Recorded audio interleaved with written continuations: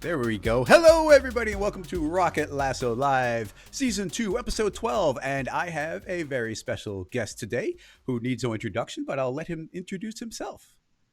Yes, hello. I am EJ HASSENFRATZ, or iDesign, as you may know me. I am a creative director at School of Motion now. I've been full-time with them since last August. So, man, it's been like 6 months. Time is flying by, but got a lot of fun stuff in store over there. We're really ramping up our 3D content. Got a couple new courses coming out that's all Cinema 4D related, so stay tuned for that. We're going to have David Ariev dropping a whole bunch of tutorials on there about Octane and all that good stuff. And we've just finished up our 10 days of tutorials. I got a Cinema 4D tutorial in there about intro to box modeling. So if you're not familiar with box modeling, go check that out. We're not sharing the screen yet. Do you want me to go through that Go part ahead. too? I'll click, yeah. Sweet. There we go. Now it is your screen. Yeah, look at that. We can see EJ's screen. Yeah, this is my screen. This is my trash can Mac Pro. Say what you will. But this is School of Motion. We have our registration open right now. I know a lot of people might have a lot of downtime these days. So if you want to learn and up some of your skills, definitely check out some of our courses. We got a whole lot there. Got my Cinema 4D Base Camp, which is really good if you're just getting a intro level knowledge of Cinema 4D, which I would assume most people tuning into Chris Schmidt probably know some stuff about Cinema 4D, but there are a lot of tutorials that we're getting up here as well, especially 3D. Just click on that little filter, and there's my little giant big eyeball people. Oh, I love pictures. And Adobe Aero, I talked about this in my intro, which was off screen, but check that out if you want to get a really easy way to get your Cinema 4D art into AR. A lot of people might know me from my website, iDesign. Got a lot of tutorials up there. And then my Instagram. So I like interacting with a lot of people on Instagram. I feel like, I don't know how it is for you, Chris, but I feel like I have a lot of interaction with people messaging me and stuff on the Instagrams more than anything else, which is interesting and cool. Instagram definitely took over Twitter. I need to start paying more attention to Instagram because I'll check it and there'll be several days of like, oops, somebody messaged me and I won't have seen it. So yeah. I feel like when I first learned about the little direct messages, I went in there and I'm like, oh my God, there's 3 years of this in here. I didn't know. I didn't know what I was doing.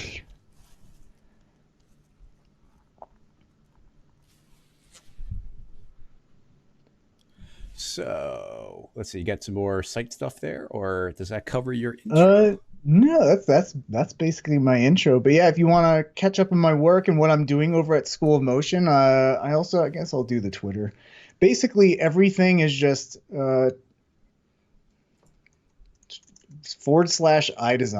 if I can even spell it.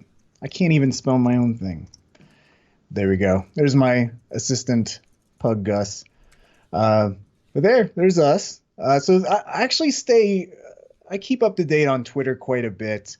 One thing I'd like to help promote is I've been providing project files, Cinema 4D project files for like $4 each. Basically, it's like, hey, buy me a beer, have a project file. But with everything going on, I've actually opened it up for free, so you can use this discount code, the WFH 2020, work from home, and you can get all my project files for free that are on my little Gumroad store. So Gumroad /iDesign, and you can see all of my stuff here. That again is free once you enter in that coupon code. But if you ever watch some of my tutorials and are like, how did you do that thing? And you want to pick apart my Cinema 4D file, see how horrible I am at naming my objects, knock yourself out.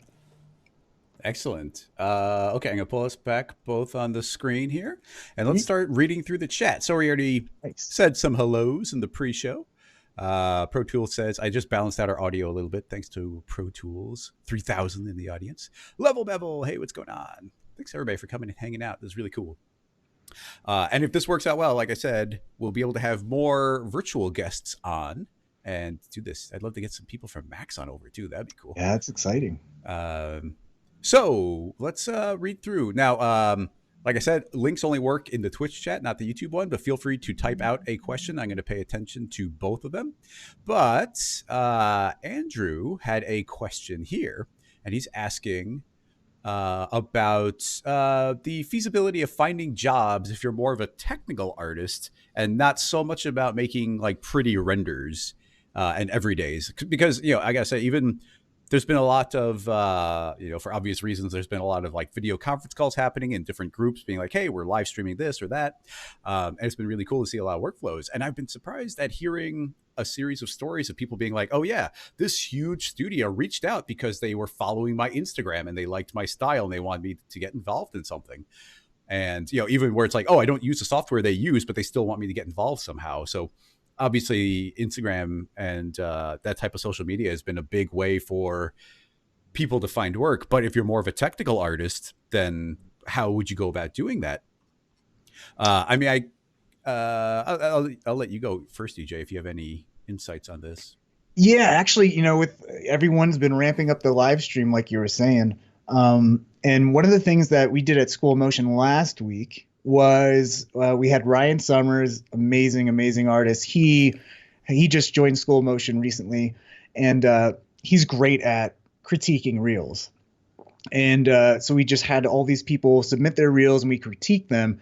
And one thing I asked was, okay, we have the traditional reel, but I feel like more and more I feel like a lot of artists are lagging on updating their reels, because I think where you see artists, at least a majority of artists' fresh new work is on Instagram, on their Instagram feeds.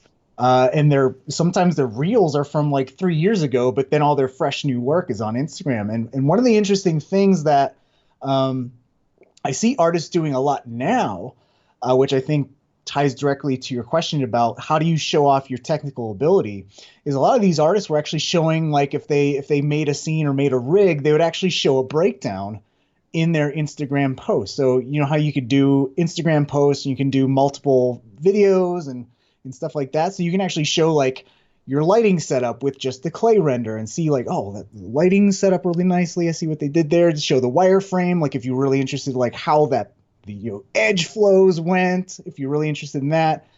And then just like rigging setups, like what was the technical process?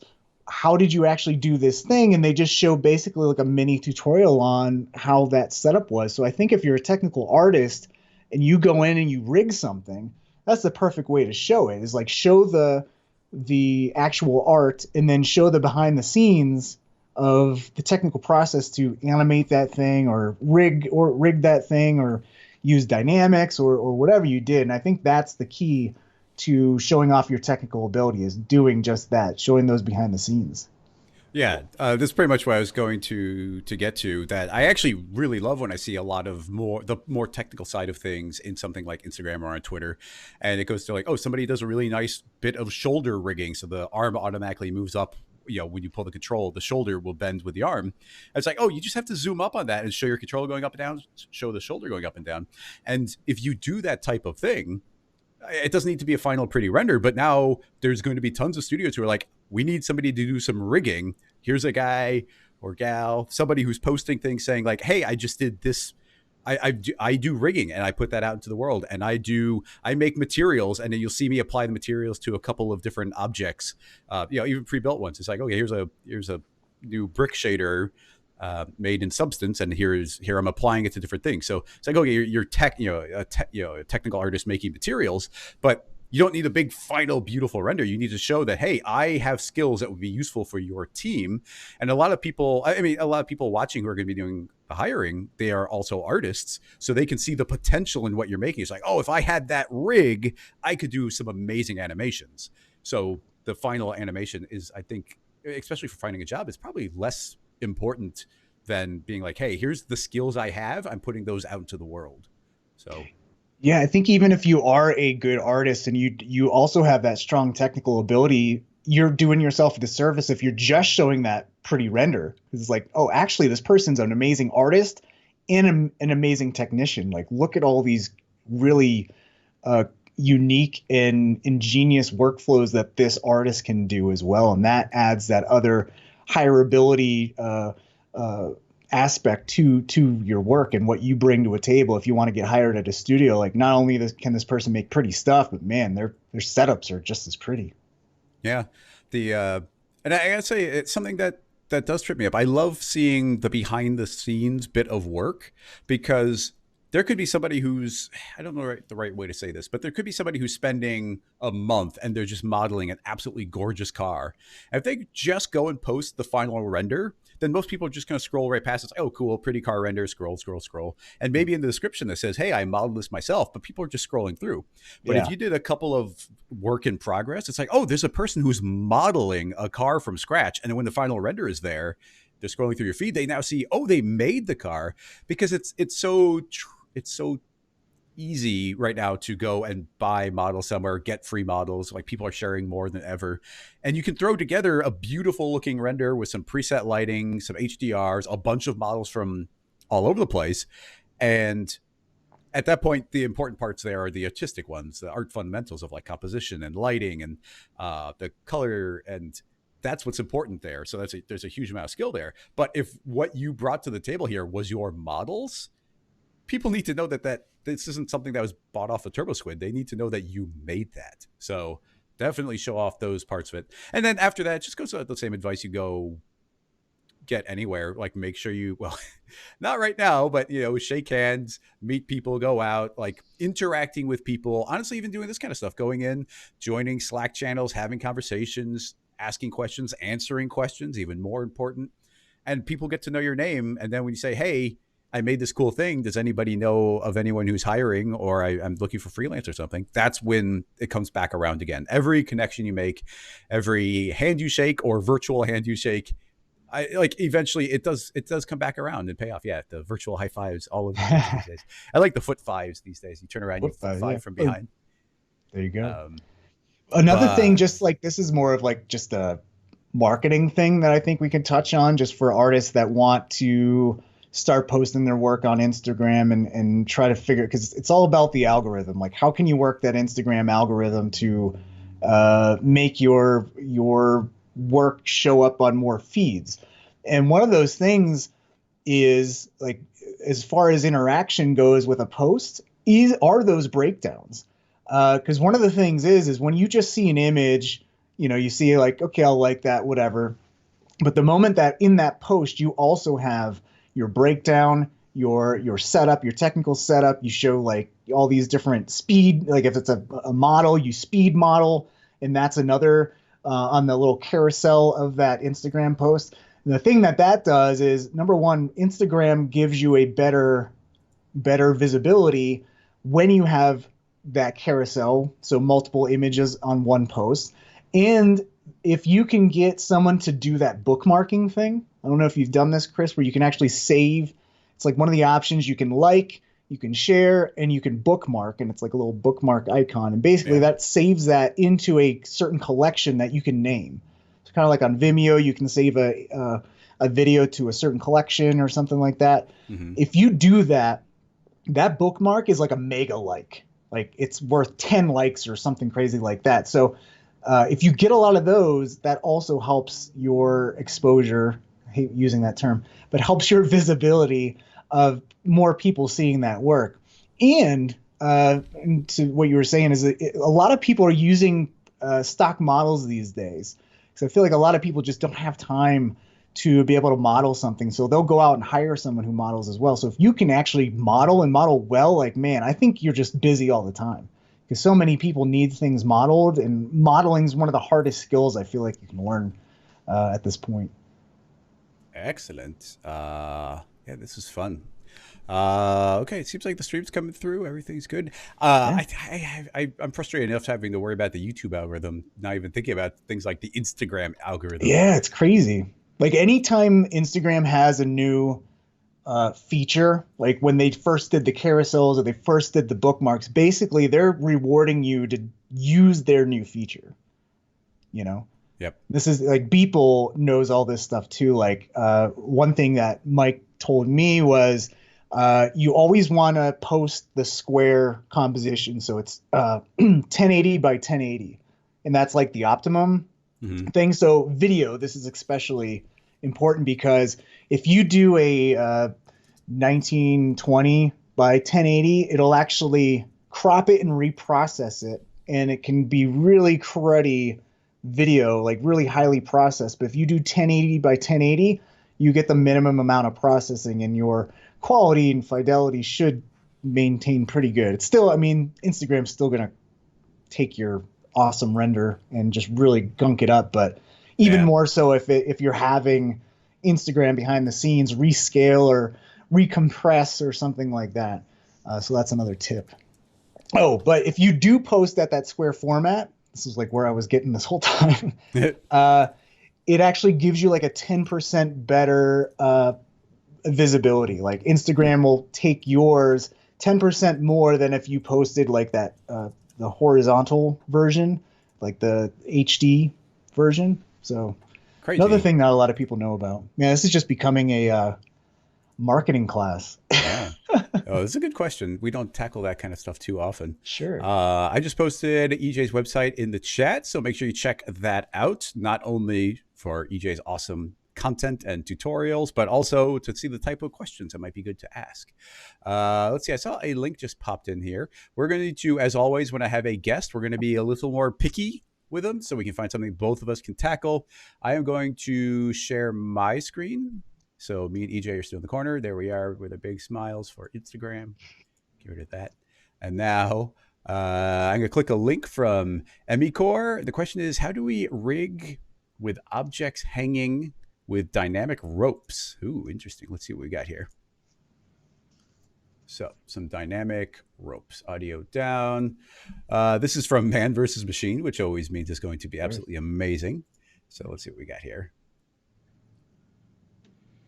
All right. I think they said about 4 seconds in. So I think we actually passed it already. Hanging there. So just these.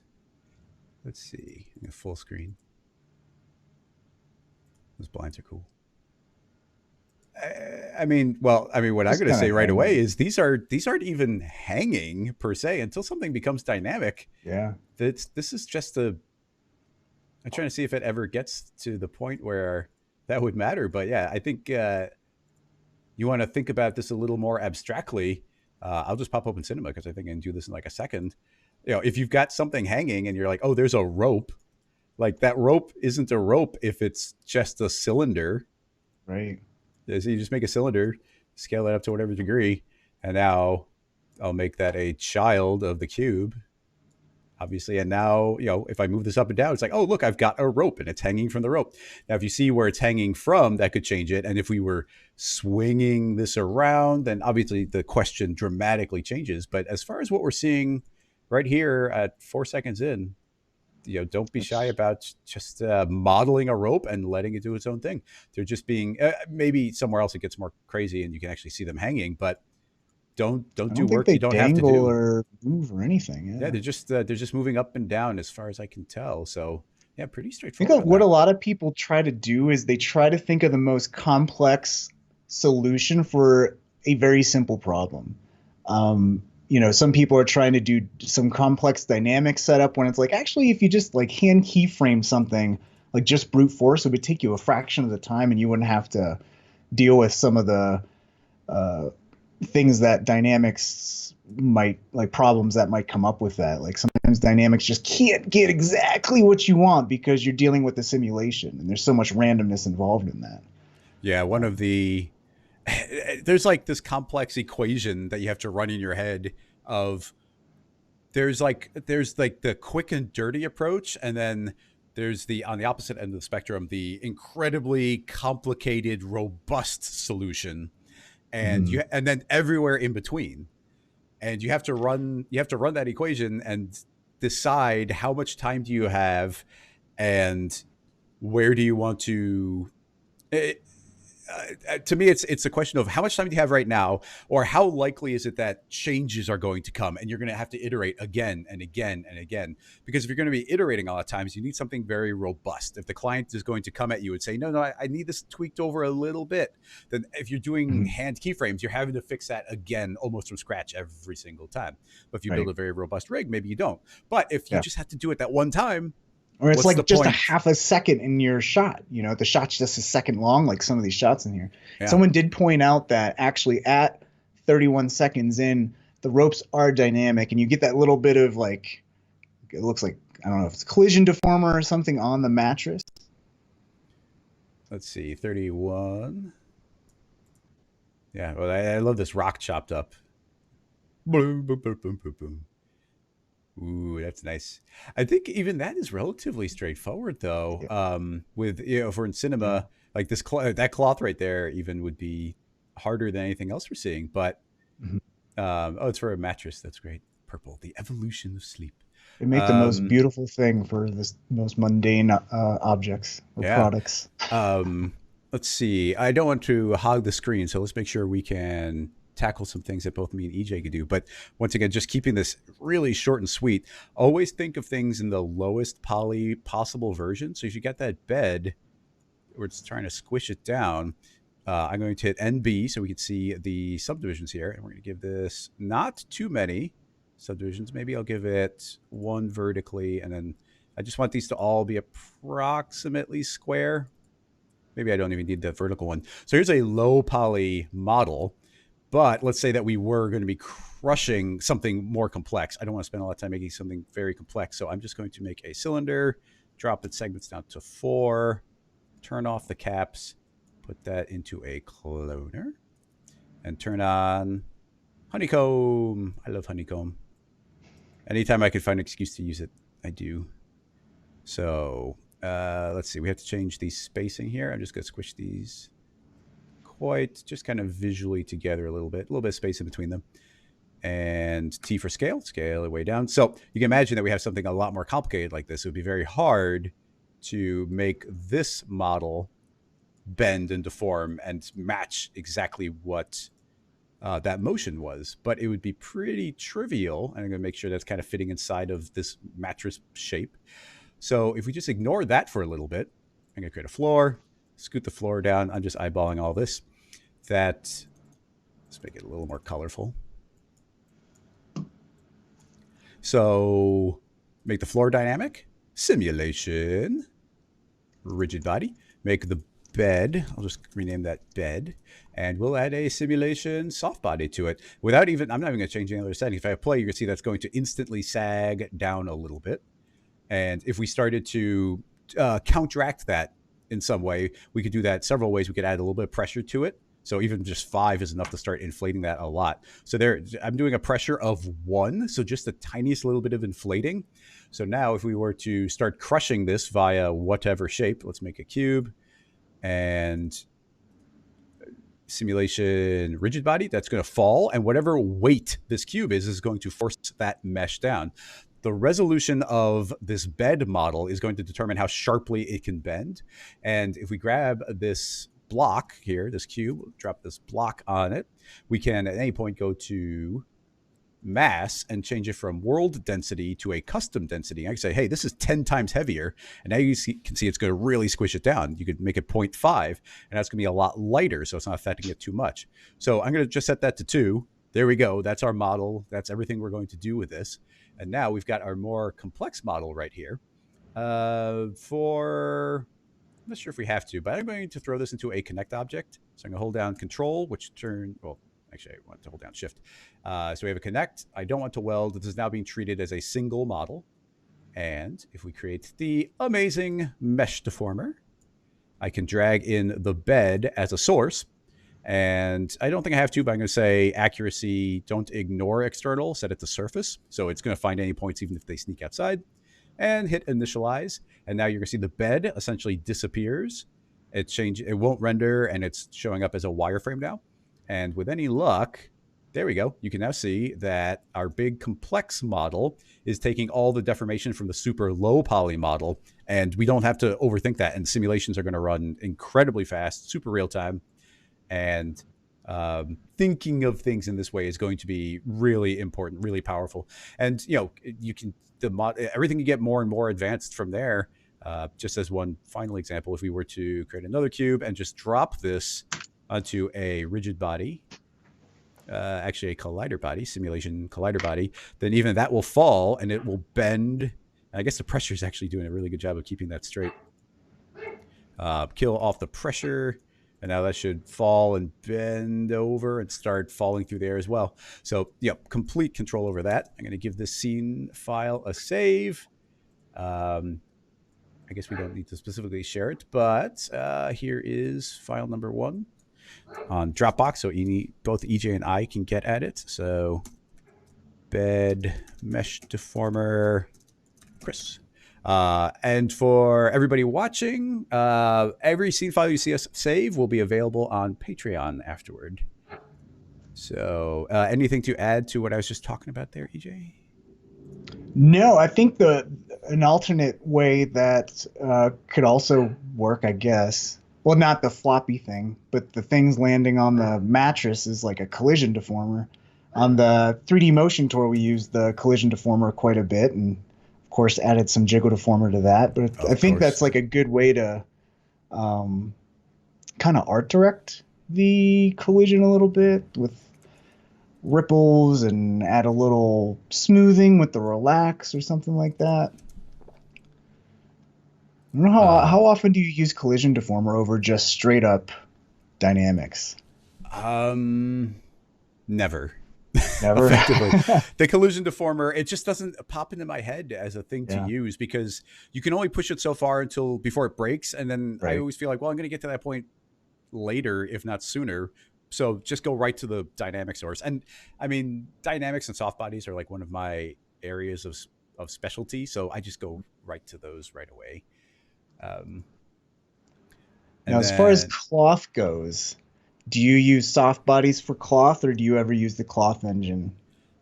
I almost exclusively use soft bodies. What cloth has over soft bodies is 2 things.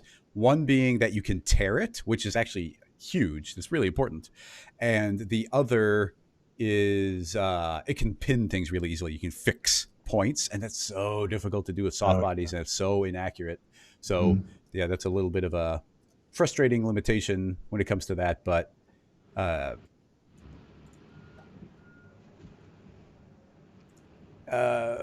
let's see. We've got some other links coming in and some questions. Somebody's saying, actually, this will be really good while we have you here. We're going to have everybody shout out different ideas. But people are saying that we should have you model up one of your cute little characters just to do it. And I think that's a great idea. And we'll figure out something cool to do with it. In fact, we'll do this in 2 parts.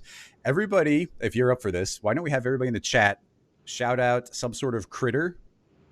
And so if you get too weird, my we won't modeling pick skills it. on the spot. But I can jump in and help at some point too. We'll if we see something that's cool, then maybe we'll put something together. I mean, I love that pigeon that you've got. So something kind of in that style, but a different critter would be amazing. People shout out something that would be cool there. And then while we're working on that, and we'll kind of see where it's going, we'll have the chat say what we should do to it. If we should rig it up, if we should make a soft body, if we should be shooting a million particles of them at each other. We'll figure out something weird and just fun. Let's just make something up from scratch and just see where we go with the chat. I've actually never done this as far as the chat's concerned. The things are coming in quickly. A dog Gus. Meeks, I just want to do a quick shout out. Meeks, send me that question next week and I will definitely tackle it. It's not a good one when I have a guest over, but I definitely want to do that one when it's just me. But everybody in both YouTube and Twitch, I'm looking at the chat, is shouting out different animals. If you see somebody else's idea and you think it's a good one, shout that one out again. Happy toilet paper. Happy toilet paper. Man, we're getting a lot of good ones. Walrus, narwhal, not Baby Yoda. An overweight chihuahua. Owls. Starfish. Danger noodle. Danger noodles. That's a snake. Should we make because it's super easy to model, just like a happy toilet paper guy. And then what you could do is like we can have him running and you can get like the billowing part of like the roll, like the little thing. Oh yeah, just like wafting in the wind. Maybe, wafting in the wind. Yeah. Yeah, we could totally do happy that. TP. How does everyone feel about happy TP? We could use some happy TP. It's very topical. Everybody could use some happy soft body rolls. So yeah, we could have a lot of fun with that. Okay, it looks like we got some pretty good agreement across the board on it. So Yeah, let's dive right in. I'm gonna let EJ drive it, so I'm gonna click on his screen, and I'll be chatting all the way through it as well. So, and while we're going, everybody feel free to suggest additional things. Like if EJ is gonna start building it out, but then and I can rig it up so we got a little bit of a trail wafting behind it as it moves. But Would you? I what mean, should we what I do could with do it? is I can give it arms and legs, or if you want to give it arms and legs, and you can rig those up. I mean, we could do a lot of things here. Yeah, there's a lot of options, but for now, let's yeah, I think arms and legs are probably a good idea. Um, and then yeah, somebody's saying tear off some sheets. I mean, it's we got to be careful because we'll run out of time quickly. We're already 40 minutes in, but it's the kind of thing. Is like it would be amazing. We won't be able to do this, but what popped in my head would be it's tearing off a sheet of itself and then blowing its nose. It would be like That would be funny. that would be adorable. Um, so yeah, I gotta think about it. Okay. All right. All right. There's the toilet paper. Done. No. I'm curious what your thought is for getting kind of the spirally look. Yeah, I mean, Both on the top and on the tube.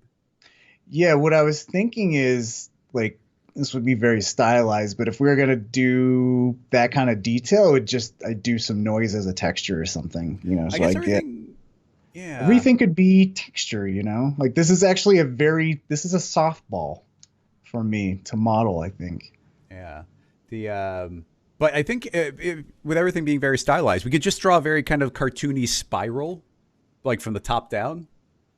And like, in fact, if you it would get your final ratio and just take a screenshot or just view it from the top. I'll take a screenshot and I will over here at the same time just make a spiral texture and I'll send it your way. Oh, for this? Yeah. Yeah. Is that your final ratio though? Are you gonna make Uh, the inner and outside different? let's get this. Let's do like this guy's got to be double ply, like 2-ply, right? Yeah. So There you you got go. to be pretty Beef thick. them up.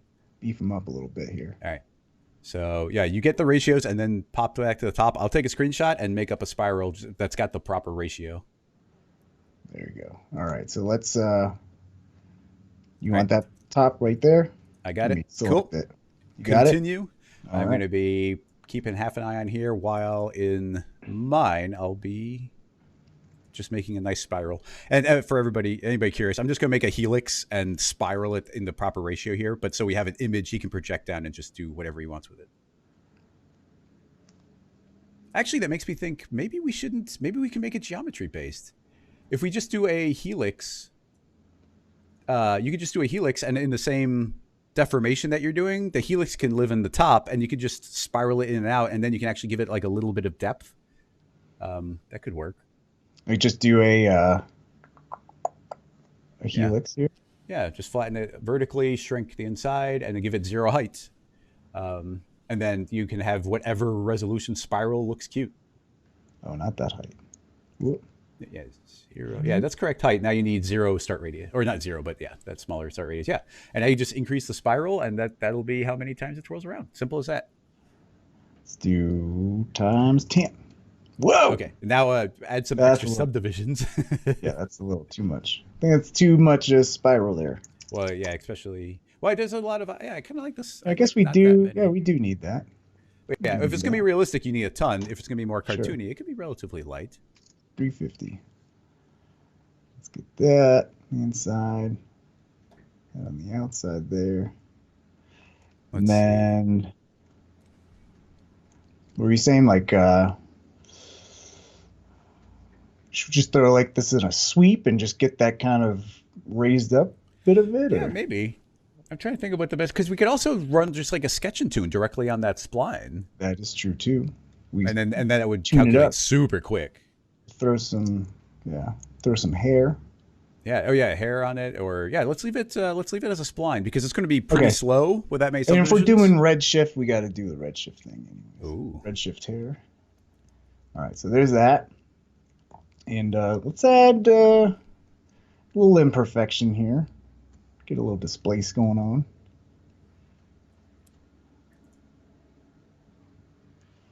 Some Ben is saying that we should just have one leg extending from the tube in the bottom, so it like hop on one foot.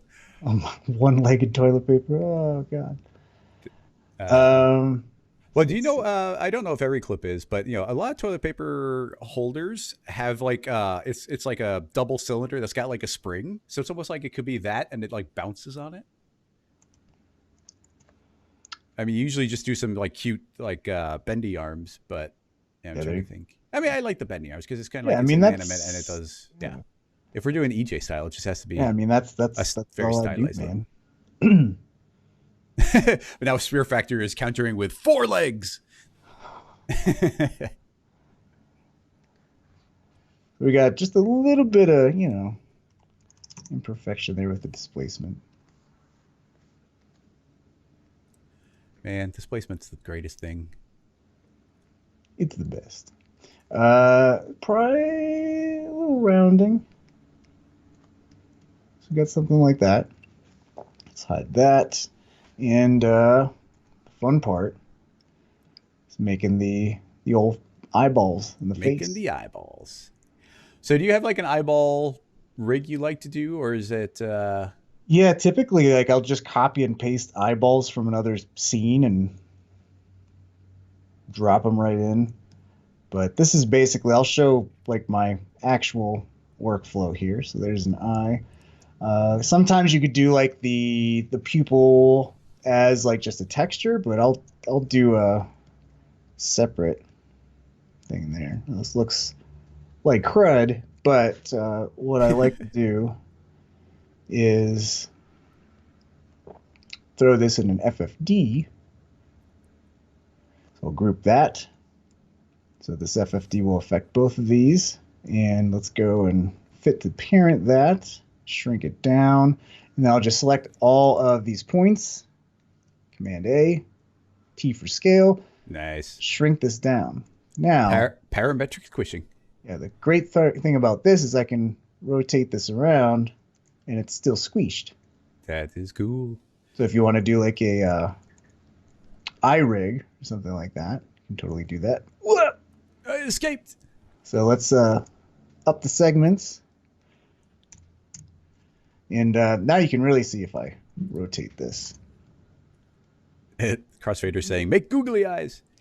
That's a cool idea, and I'd love to do that at some point, but I think we'll be able to eat up all of our time quite easily here. I have a tutorial on googly eyes on my nice. website, actually. Yeah. Back at GSG, we were giving away a free set of googly eyes. It had 2 different options. One was like espresso driven and one was dynamics driven. Oh, awesome. But yeah, googly eyes are fun. Symmetry.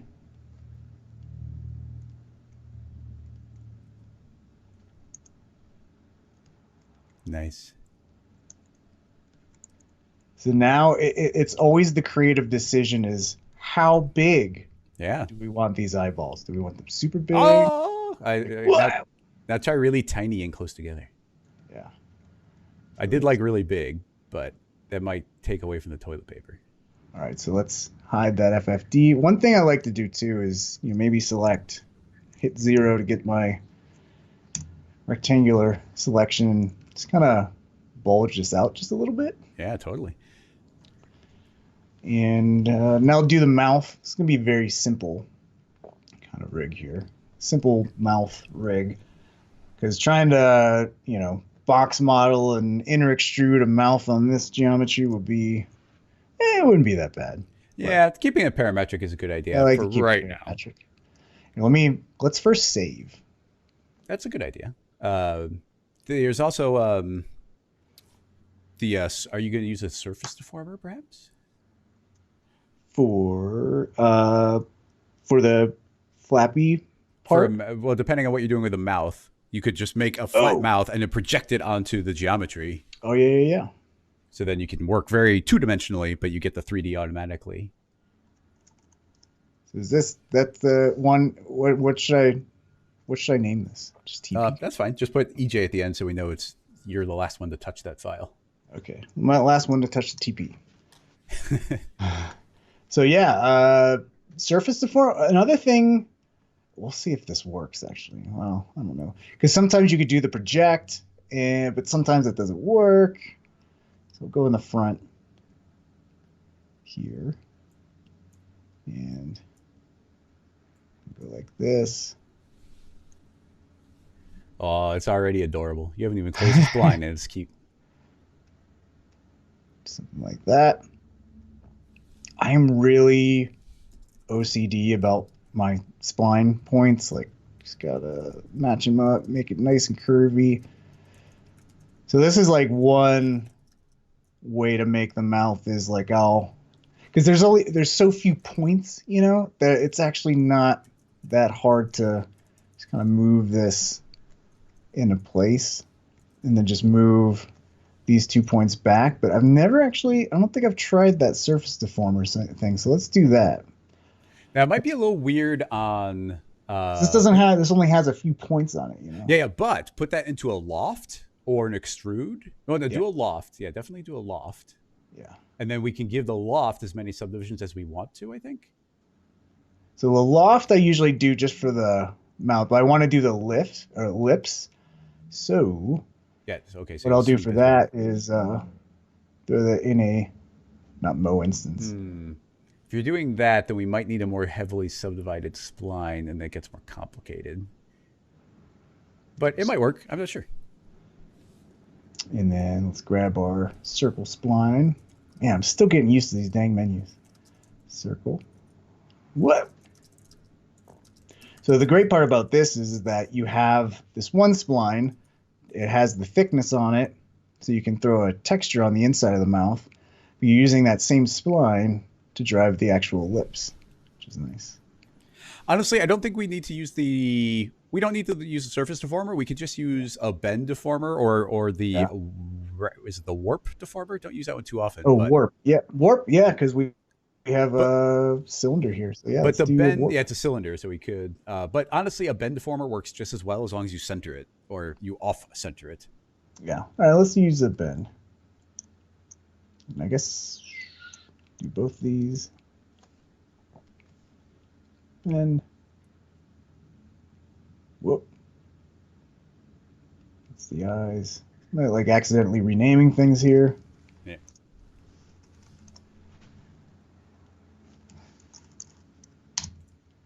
And oh, give him fangs. The vampire TP. Vampire TP. I want to.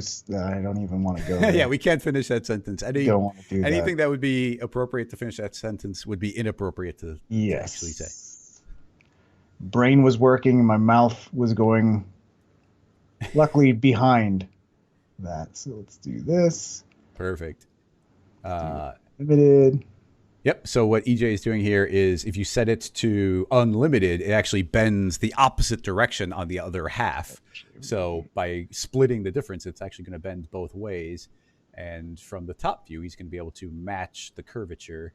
I guess it should be, probably a perfect negative 270. There we go. Just got to center that up.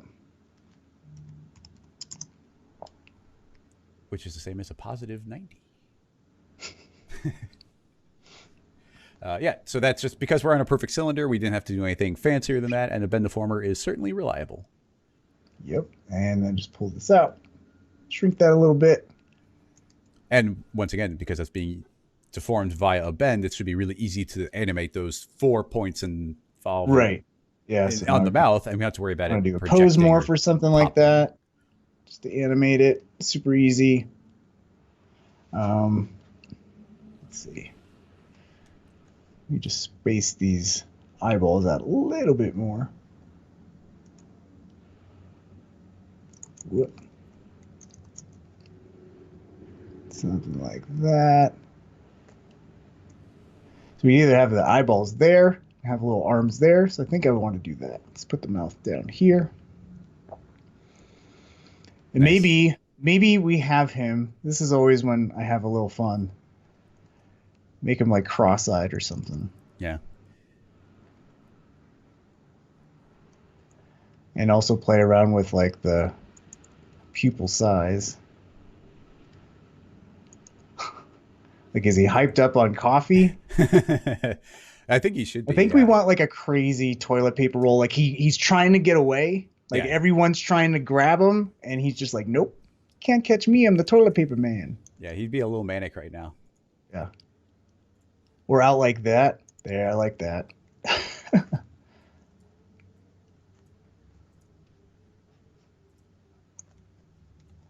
Should he be running away in fear?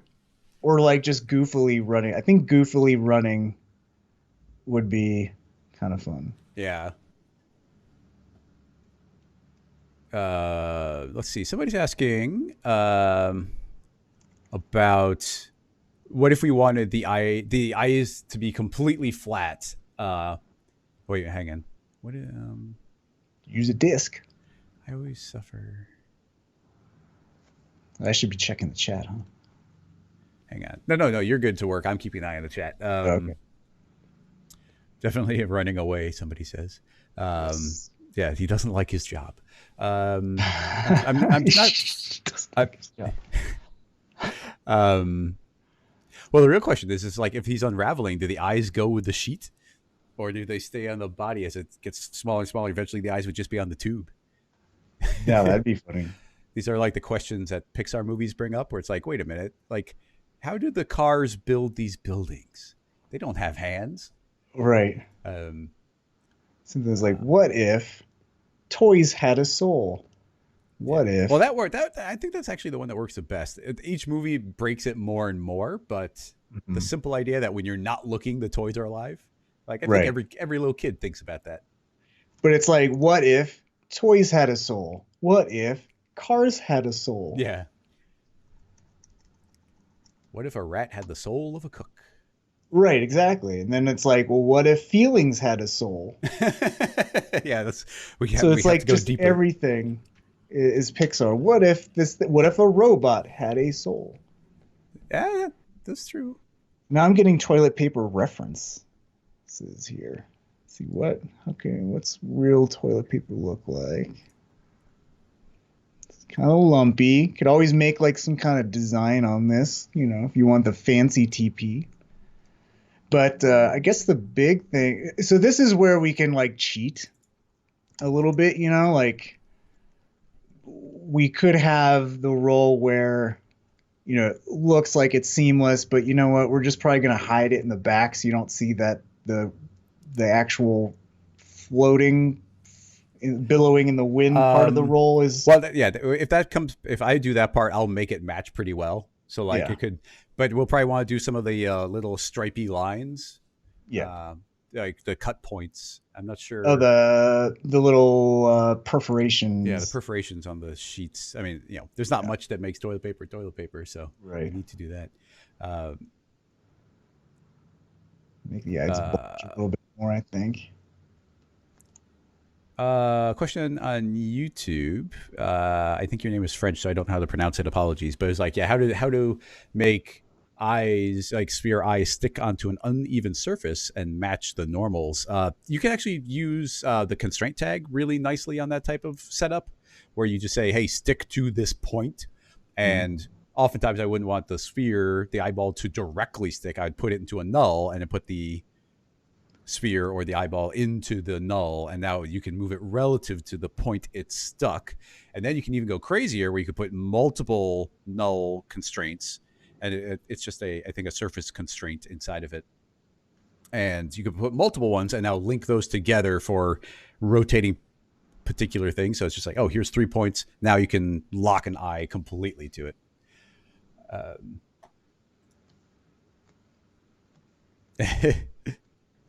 Toilet story will be next from Pixar. So what if toilet paper had a soul? When I like to make things look a little goofy, I like to give it buck teeth. So maybe we can add some buck teeth here, and that's fairly easy to do. Because all you need to do is just could just place things, or you could clone onto that spline the teeth. Oh, nice. You could also create it and put in a line to spline, and they would also lock to it. But the clone is a way of getting multiple teeth and having them automatically. Let's do that. Let's get crazy here. Let's get some capsule chiclet teeth. Clone that onto capsule. Interesting. Yeah. See how that works. Clone on that spline.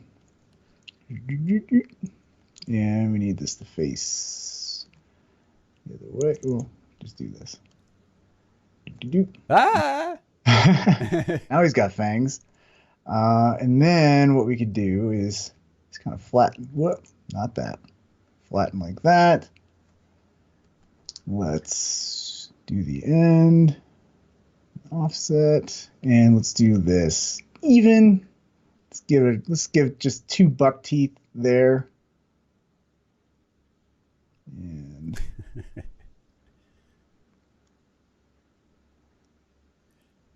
clones and splines play so nicely together. Yep. Now what we could do is, let's see, move this, not that, move this down. Boom. Oh, don't want that. Let's just make this height smaller.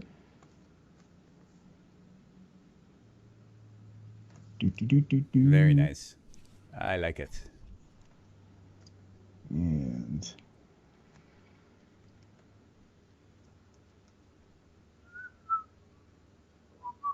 something like that. Johnny said if you mix enough EJ tutorials, you could do a cartoony character with googly eyes sticking on it, moving limbs, textured as a cartoony toy. It's all there. You combine everything. Package. Yeah. The complete package. All right, so I think we're ready for perforations. And somebody said it should have little hearts for its patterning. Little hearts? For its quilted patterning. Oh, there you go. I'm not sure how to go about doing that. I mean, it just potentially turns into all that stuff is texture. Like, I would just think textures, yeah. Yeah. Like even the perforations, the perforated bits, it's texture. Now, would you go into like Photoshop for that type of thing and just make an image for yourself, like a black and white image, and bring it in as a bump or actually, let's try this. We're not using Redshift yet, but what we could do is, should I use Redshift? You want me to do things? Yeah, we can do Redshift. Okay. Just really talk your way through it, because we don't get to. I can fumble my way through Redshift, but I can't be like, oh, here's why I'm doing it. It's more like just keep clicking until it works. I don't know it well enough because I just don't render that often. So really the only thing is also save. Yes, let's save. Save often. Yeah, especially when you bring in third-party renders that crash everything all the time. Thing with Redshift is if we make a new, still getting used to Redshift. Make a new Redshift material, and then we open that up. And for some reason on my hacky Mac, it doesn't update there. But we have this color. It won't update there while your viewport is rendering. Your render. Oh, so that's just the thing. Yeah, if you turn it off, I think it's the same way. What's amazing is that the Cinema physical renderer, you can actually be. Like the renderer is the same thing that's rendering out the material icons, which is also rendering out what's in the viewport, which is also what's rendering out into the picture viewer. And Cinema can actually do all three at the same time, which is actually super impressive. But I don't think the third-party renders can. Like if you start rendering out Redshift to the picture viewer, you can't run your render view. Like the engine is taken up by that. That's true. Okay. Redshift is technically no longer a third-party renderer. But you know, it's not fully integrated, and it's not built in-house, so it's kind of straddling that line right now. Right. This is kind of bugging me a little bit. Let's bring that. Also, I guess we can deal with it when we get there, but we're still streaming just fine, but my XSplit, which is what we're streaming from, isn't allowing me to make any changes. I can't even move it. So once we swap off your screen, I'll probably have to kill it and start it again. Okay. But I think we're still a little ways from that. So I'm just gonna kind of walk through Redshift as if people are completely new to it. Yeah, I think that works. Okay. So one of the things when I was learning Redshift was this shader graph. Every texture is node based in Redshift. So if you've used Octane before, like you have the option whether you want this node based interface or you just want your basic, Uber material basically is what you're used to in Cinema 4D. With all these different channels, but actually on surface level, you have all your familiar channels, material channels in the Cinema 4D shader, but this Redshift material node, if you just click on it, that's the same stuff. We have diffuse, we have your reflection or roughness, refraction, transmission, and we even have like subsurface, which is just single subsurface, and it's really, really easy and easy to use. So we don't want shiny. We don't want shiny or see-through TP necessarily. But none of these things we really need to worry about. Yeah. So a lot of this stuff, like just to say that the basics Redshift material, like for plasticky kind of stuff, is really easy to do.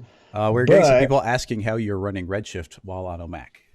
So that is because I'll take my camera here. I know I'm just in the little corner there, but I have a eGPU set up right here. So inside this box with my Mega Man is a 1080 Ti. You can see it right there. Yeah. So this is a Sonnet breakaway box. It's like $200-$300, and you just throw in a 1080 Ti. If Andy Needham's in the chat there, he's got a dual setup, so he's like the master at this stuff. But basically, the one thing you can't do is update past High Sierra OS, so it's kind of hacky. But it works. I'm able to use Redshift. But a website that I always recommend is egpu.io. I'll type it in the chat here. gpu.io. So whether you're on a MacBook Pro, a Mac Pro, as long as it's running one of these older operating systems that still supports CUDA, is great. Or, get a PC. Or wait until Metal is supported by Redshift and Octane and all that stuff, which who knows when that will actually happen. But I mean, when they were getting the questions about that when they first pick it up, I think they were like, yes, that is the plan. We want to make sure it's fully compatible. But who knows on timeline?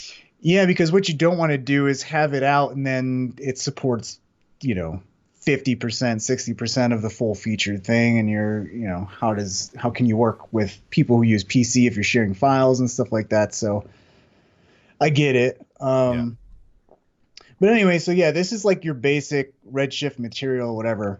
But if you want to do like a little bump, the one thing I was thinking is that actually now it's probably not going to work too well. I was going to say you could do like a tile shader, but then you'd have to limit it and mask it out to just being one thing.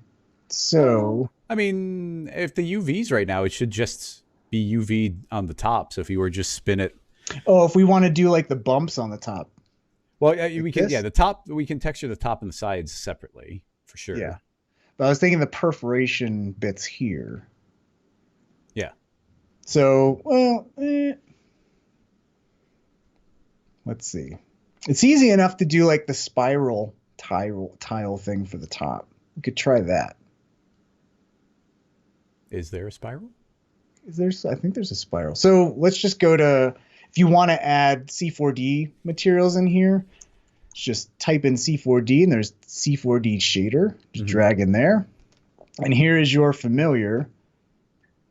Move this out of the way. Your familiar shader little drop down menu, so you can go to say tiles. Surfaces, tiles. There we go. Yeah, okay. I thought there was like a Redshift specific one, but you're bringing in the Cinema one. No, yeah, that's the great thing about this is you can bring any C4D shader in here and kind of pump it into whatever. Let me hide all this crap. Tobias is also saying that we could just do a gradient where you like just do a single stripe of black. And we could tile a looped gradient. If we there you go. Yeah, and just build up like a layer shader. All right, yeah, let's do the perforations first. I don't know why I blew that out. There's a tile. Now, the annoying thing with the tile, I'll just close this out, is when you click the tile, it shows up here. So it's not like within this unless you twirl it down. So, I mean, you just got to make sure that, you know that that's hidden, so you twirl that down. But then at this point, you just do like we would need lines, right? And let's do white. One thing to easily populate each of these color tiles is just click and drag and hold. I didn't know that for the longest time. feel like an idiot. Dude, when I find that out, you can even do it like in between. You can grab the color of the color and then channel, go up drag here. it into the luminance channel, and just amazing. drag it anywhere. Yeah, drag it anywhere in Cinema. Man. And I don't know if we should do the grout or like the tile color. I've always never known if you want to. Yeah, I mean, it depends on what your plan is. Let's just do that. I don't like dealing with the stupid grout. Sometimes it gets really janky with the edges and it's aliased and grout width, bevel width. Yeah, the aliasing is real janky, real weird. Okay, so we have our tile. So this is kind of would be the perforation, but we need to get just a little stripe, and actually we need to have it like this. Wait, no, I think you like that. Yeah. So now let's grab our layer shader, and doing it all in the Cinema materials. Yeah. I don't know how to do stripes and stuff. I mean, unless you just bring in a texture, it's easy to use in Redshift, but so let's do. I guess you do it with gradients, but that could get to be difficult. Yeah. No, let's keep doing it the way. Yeah, let's do it this way. Well, you can't do this with the gradient. Yeah.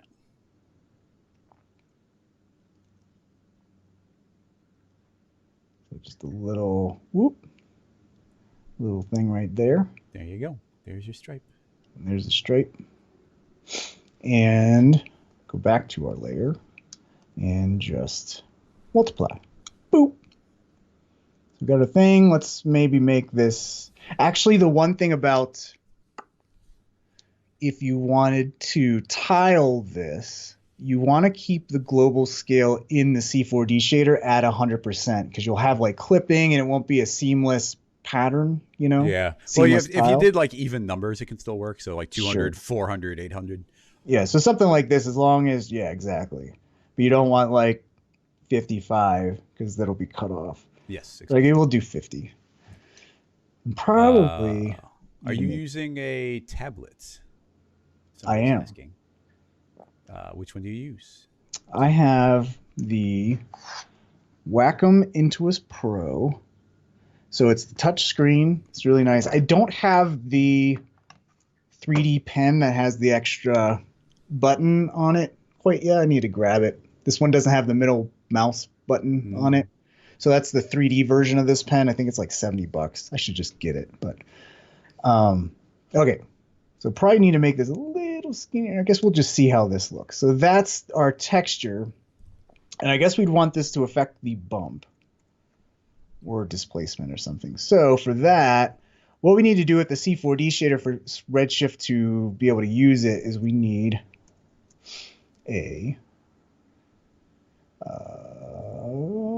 texture question mark. Yeah, Redshift texture. So you need to do a little bit of conversion here, right? So we're pumping our C4D shader into our, this works exactly like Espresso nodes. So general image texture, okay, and then we have this out color, and we have all these little options here like gamma, adjust. One thing that's important is like the depth and the width and height, because this is like the actual resolution of your texture. So probably get by with 1280 by 1280, we'll see. And since it's just black and white, 8-bit depth is fine. And now to use this as like a bump, we put this into the Redshift material here and go to overall, and there's your bump input right there. Don't we have to feed that to a height? Oh, or is that yeah, that's right. Nope, you're right. So we have, let's height, displacement. Bump? I don't know. There's something that does it. Yeah, bump. Oh, duh. Yeah, bump map. Yeah, so there's all these little things that like got to get the C4D shader to convert into Redshift texture. Then you need to put this into a bump map thing. And output this into the bump. The important thing to keep in mind when it comes to node-based systems is instead of having every property everywhere, you have to pull in specific properties when it's relevant to you. And as the world goes more and more node based, it's important to kind of keep those concepts in mind, because right now in Cinema you can only use a setting that they give you. But if you can kind of bring in the raw settings, whatever they're appropriate, then you can build much more advanced things potentially. Right. So this does make sense. It's just, again, I'm very new to this, but like basically why you need that Redshift bump map before you put that in the bump input, because here is your bump settings now. Without that, you had no way to adjust any of this stuff. And typically, so let's go ahead and let's apply this material. Let's get our Redshift render view open here. And so already you can see on the top, something's happening. So you can see this is the height scale, so that can adjust that. One thing I'm seeing is kind of like a embossed kind of deal going on there. But now what we need to do is worry about how we're mapping this texture. Let's see what's going on the backside here. So you can see that, okay, we're getting it. It's really big, and it's going to the top here. So what I'll need to do is just kind of do a selection. And is it okay if I make this editable? Make a copy of it just so we have a backup, but probably save again. TP. Make that editable. Everybody's going to think this is an episode about thinking particles, but it's about So let's do our Fong break selection there. Just select the edges. I got to start remembering to do that intuitively. There's so many different helpful things. And so I'm just going to drag and drop that material on there. Automatically applies that polygon selection. Now, where'd our thing go? Where'd it go? Where'd you go? What happened? Material was there. Go back to the material real quick. Material tag. Oh, height scale is 0. Oh, there you go. That would do it. That would do it. No bump if it's at 0. So now, I mean, we can do the hacky, do cylindrical, and then do the scale here. And that's true. Oh, does that work? Is there a seam? I'm gonna do that. I'm gonna do that test. Dean, keep going. But Dean is saying that we could have kept it parametric and used C1, C2. Does C1, C2 exist on a tube? I'm gonna find out on my own, and then I'll let you know. No, it doesn't have caps. Yeah, it's not caps. If this was an extruded shape, that would work. If this was, I think you're thinking of cylinder, not tube object. I'm pretty sure. This is a tube. The cylinder. Even the cylinder has its caps, and that is designated as C1. But that's if it does. I'm on a cylinder right now, and it does not apply C1 and C2. So maybe in R21, when they merge the caps, that doesn't happen anymore. Mm-hmm. Now you could do it if we had built it completely different and we had made a couple of circle splines and then extruded them upward. Then yes, technically we could do this, but that's not the way we did. So we'll just keep going. So let's make this big enough so we don't have these seams right in his face. Or maybe we have it right down the center there. Yeah, definitely need one. Yeah, there you go. So like. And then we need to make the line real thin. Yeah. And we need we do negative. Let's do -1. Make that indent. Oh yeah, push them in. Push it in. Oh, look how much better that is automatic. Yeah, look at that. And then we go into our shader here. That's correct, Scott. We are not using displacement. I don't think this calls for displacement. No, that's like grenade to kill a bee or something. Yep. But I actually did just learn that displacement, you can't just throw a displacement material on something and be done and call it done. Yeah, it's so frustrating. Have to throw on that Redshift object tab. Yeah, and then tessellate it, and the tessellation is very specific parameters. Yeah. Can I make this bigger? Yeah.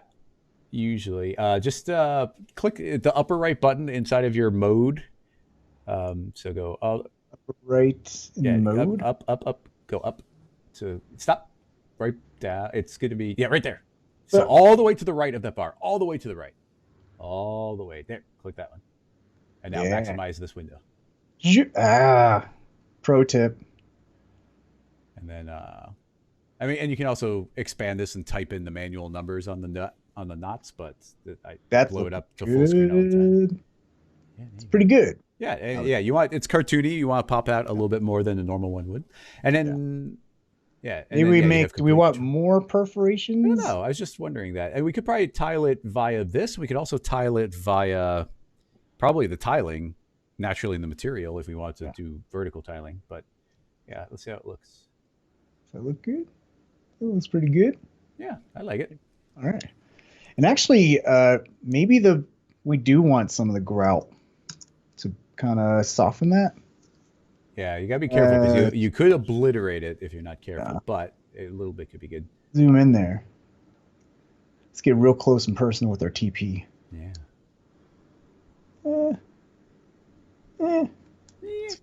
It's fine. I think it reads. That's good enough for that. Yeah. Maybe we can tweak that forever. There's our TP material.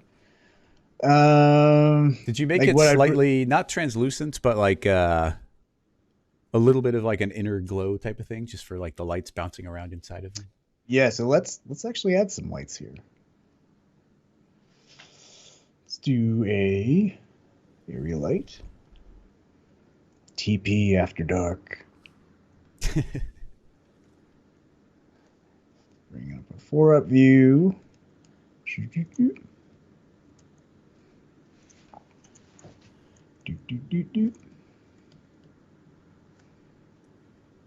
Something like that. And let's throw in dome light just to brighten everything up a little bit. Little bit. A lot of bit. Whole lot of bit. Bring that down. Let's bring down our lights here. I like how we barely see anything, and he still looks super crazy. Bring down that. Get all those overexposed areas out of there. Something like that. Save. I'll make these bigger, baby. Whoa. Whoa, whoa. Back. Bigger. Lighting. 2-point light setup. Why not? Yeah. Sort of 3. You get an ambient. Sort of 3. Yeah, we've got the ambient going on. Painting with lights with E.J. Ross. There we go. All right. So that's looking good. Not too overexposed or anything like that. And what else do we need? Do you want me to do that top texture as well? A little spirally? We want to do the translucent. Yeah. And we also will need a neighbor of this material to be applied to the top. And we actually need... we just need a material also without that. Yeah, but we can just... Let's make this one on the side, and once we like it, we can make a copy of it and then remove the bump.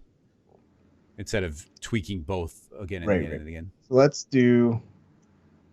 create a new... No, not yet. No? Yeah, just finich the... Were you just doing like some translucents? Yeah. Do that first. Otherwise, we have to make every change to both materials. Right. So, yeah, let's do... Do you want to do some subsurface? Isn't there really... What's the... I'm trying to think of what the setting is. There's a very simple setting. I gotta just open up the material on my end and take a look. Or transmission? Is it? Yeah, transmission maybe. It's just like a. That's just let's just get to see through a little bit. Is that what that does? Let's see. Subsurface. Maybe it's just. We have reflection all the way up. There's also backlighting. Maybe it's just a little bit of backlighting. Yeah, backlighting. Yes. I think that's what I was thinking of. Reach the top. Oh, right. Right like that.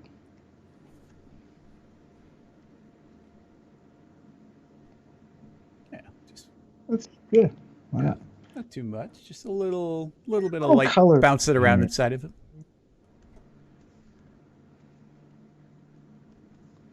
Color.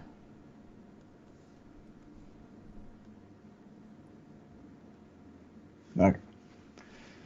Nice. And now let's add a top texture now. Yes. Yeah. Now I'm we just liking that. copy that one. The fit. Yeah, that looks real nice and soft. Translucence Yeah, it looks. thingy. I mean, yeah, it Doodle. looks pretty cuddly. What's that? Should we add some bump to the actual material? Oh, that would be a good idea. Just feed a C4D noise in, just get a little bit Yeah. of something going. Bring on the noise. So they have the built-in texture, and this version doesn't have the C4D noises built in yet. I think that's still in beta. Is it? Do you not have that copy? No, I think it's like a new version, and that's the other thing Okay. with using the old or using Mac and having this janky setup is that sometimes the latest and greatest doesn't quite work right. Sometimes yeah. I don't know. I don't even know what version this is. I have the one with the noises, so okay. I don't have the noises yet. We'll have to be careful about sending those things back and forth. Right, exactly. So let's just do. What am I doing? Noise. And then we need the Redshift texture. I'll just duplicate that. We will. I guess I would put this in the. I would need to combine two different bumps. Huh. How would I do that? Have People definitely want some. Yeah, I wish we had. I'm checking out the chat. Or should this be? Can we do this like as a displacement? Well, we said we wait. What are you trying to do? I'm sorry. I'm a sentence or two behind. Should we just do this at the bump as a displacement? What are you bumping? Oh, the noise. Noise. Yeah, you like can do you can feed it into another bump and then mix them with a there's a bump blender.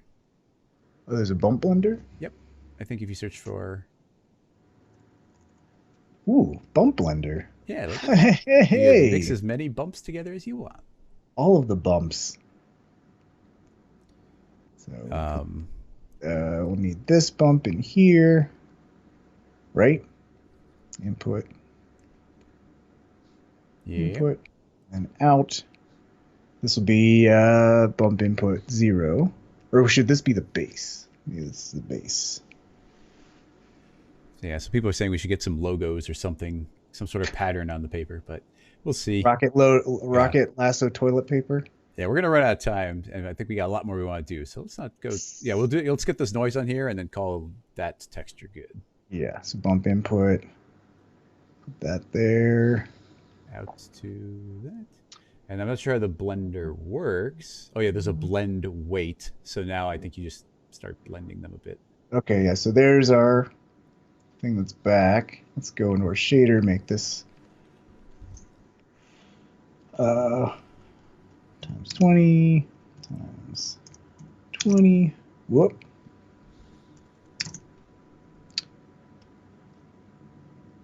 And let's get this bigger noise.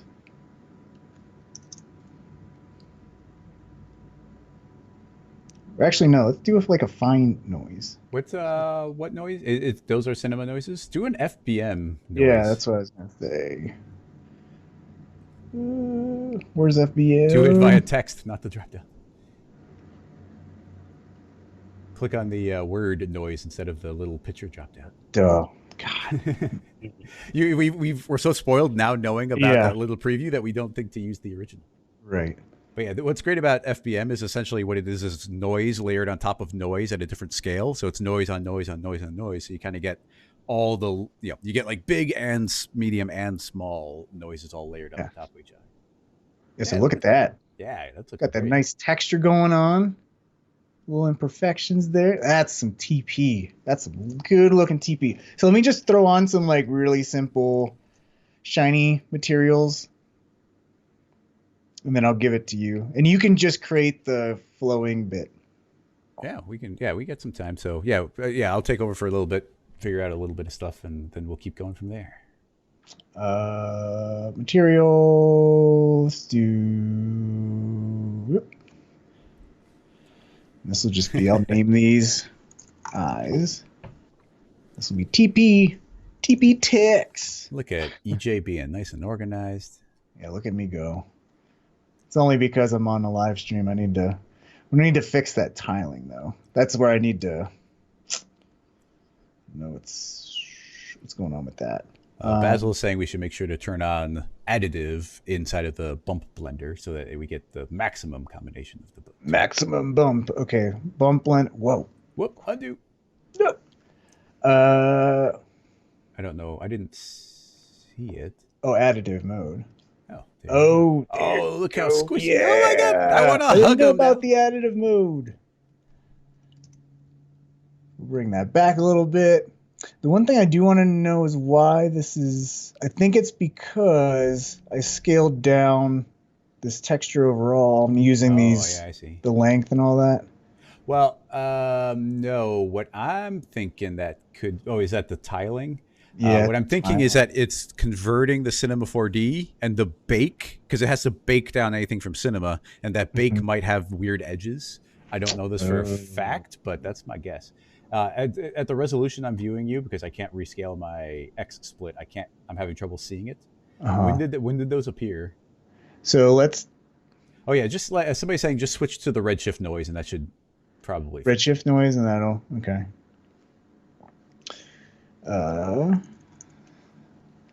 Yeah, and I mean the type of noise we're using here, this should be pretty similar.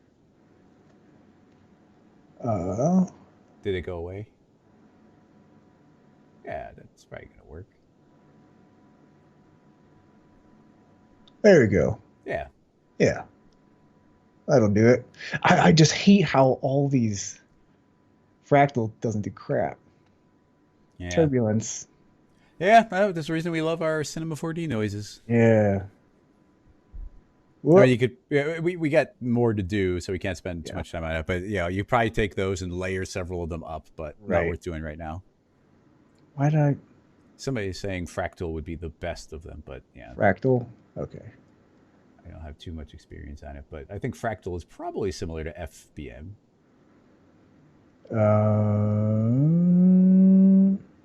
Okay, there we go. You just really got to crank up that height scale to see anything. Oh, okay. All right. Whatever. Yeah. That'll do. Let's put our shiny materials here. Give a little roughness. And let's just throw a noise for our reflection roughness. So we get a little bit of variation there. Yeah, look at that. Yeah. And we could, so many things to play around with on these things, but let's make this texture white. And then let's make this the eye or the pupil. And what color should our toilet paper's pupils be? And we could just go for the full contrast where it goes black, but if he's kind of crazy, it could also be, I'm kind of thinking like a red-orange.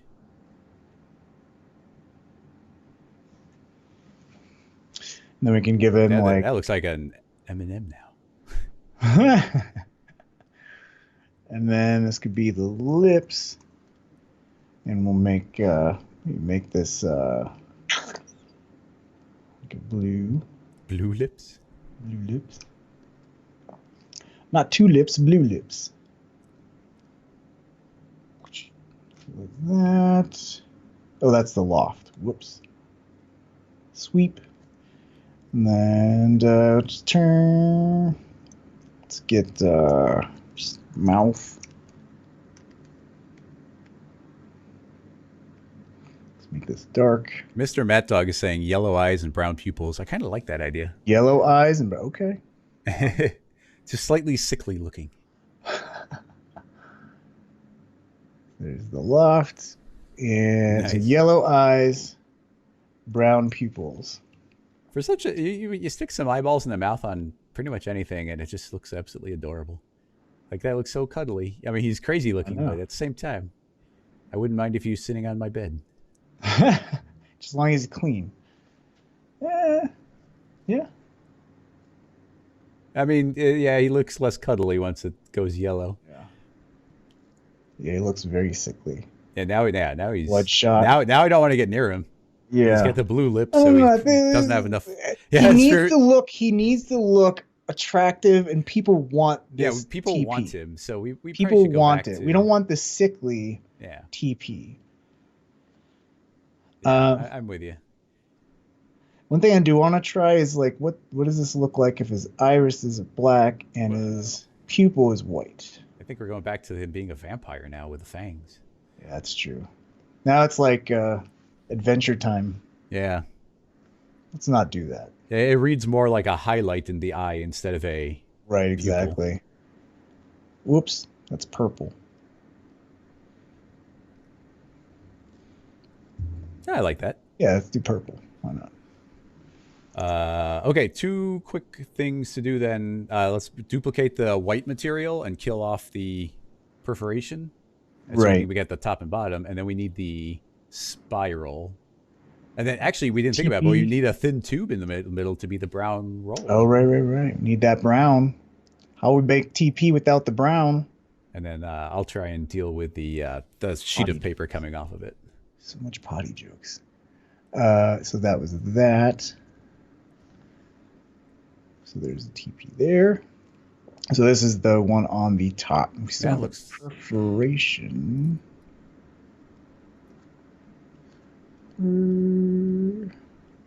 Bump. I mean, oh, did I apply the new one? Yeah, I think it might not. Oh, there you go. Okay. Yeah. Okay, nice. And I mean, it's just got the same texture, but I think the spiral will make it read. So I'm curious how you're going to make the spiral. Does actually, I guess Redshift does render. You can render a Redshift hair type of thing, can't you? Yes. Let's do. Is that just a Redshift? I've actually never done it before. We had to do. Well, I guess you were never doing the Redshift. You've gotten I didn't Redshift do in a big way because I don't think we had any time to get into any of the texturing things during our presentations on the 3D Motion Tour. We had so much just base knowledge to throw at people. Yeah. Well, we were more interested in showing off fields and field forces and some of the cool dynamic stuff instead of doing some.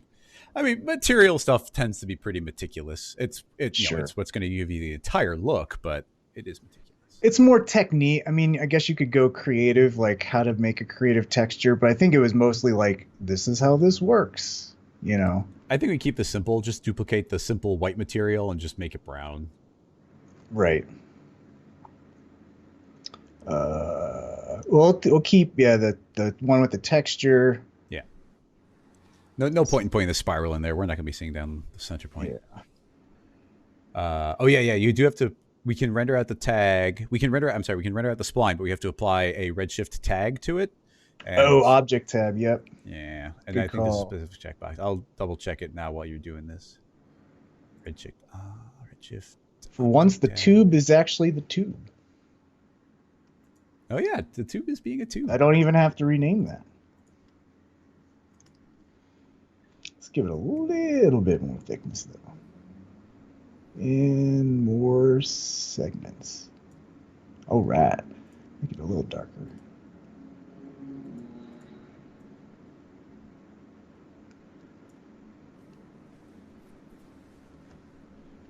All right. All right. Very nice. All right. Okay. Spiral, and we're going to go to our helix. We are going to go to Redshift, tags, object. And as long as it's not a spline, then you get this curve setting.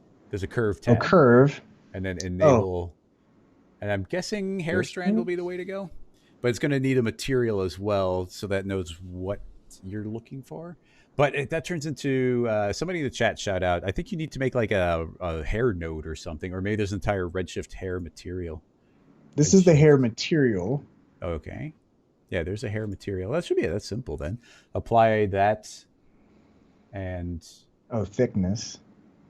Let's see. Let me just see if this is even doing anything at all. Oh, somebody says any material will do, but yeah, let's make sure. We need to see something. Yeah. Hair strand, sample, don't need that. Yeah, let's make color I just want to see if I see anything here.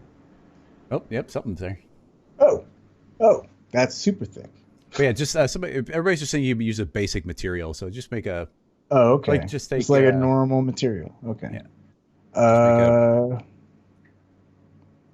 Let's just see if this purple works. Oh yeah, look at that. Nice and straightforward. Nice. Yeah, super thin. Something like that. And then I'll just make.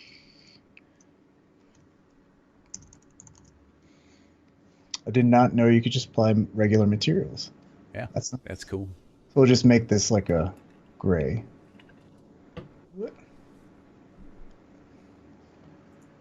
That's shiny. Let's not make this shiny. Bring that weight down. Don't need that noise.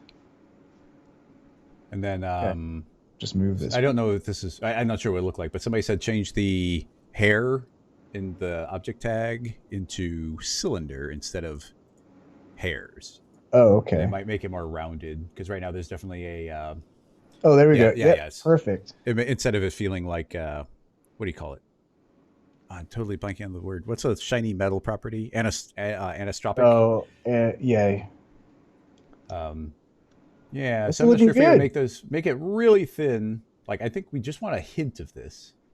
So make those hairs. Or I like the thick, and maybe just make the color just a little lighter, so it's super subtle. Close. So I mean, I like yeah, that's true. Or you just make the spirals a little bit more angle there. Or maybe less. Like there's so many of them, they're kind of eating everything up. So cut the spirals in half. Yeah. So something like that. Yeah. So it's something a little stylized. It's a little so you can see it's there. Yeah. Implied spiral. Hashtag implied spiral. Let me just make sure this is like resting right on top.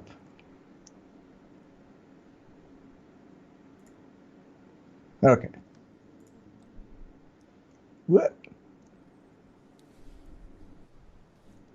So that was better like that.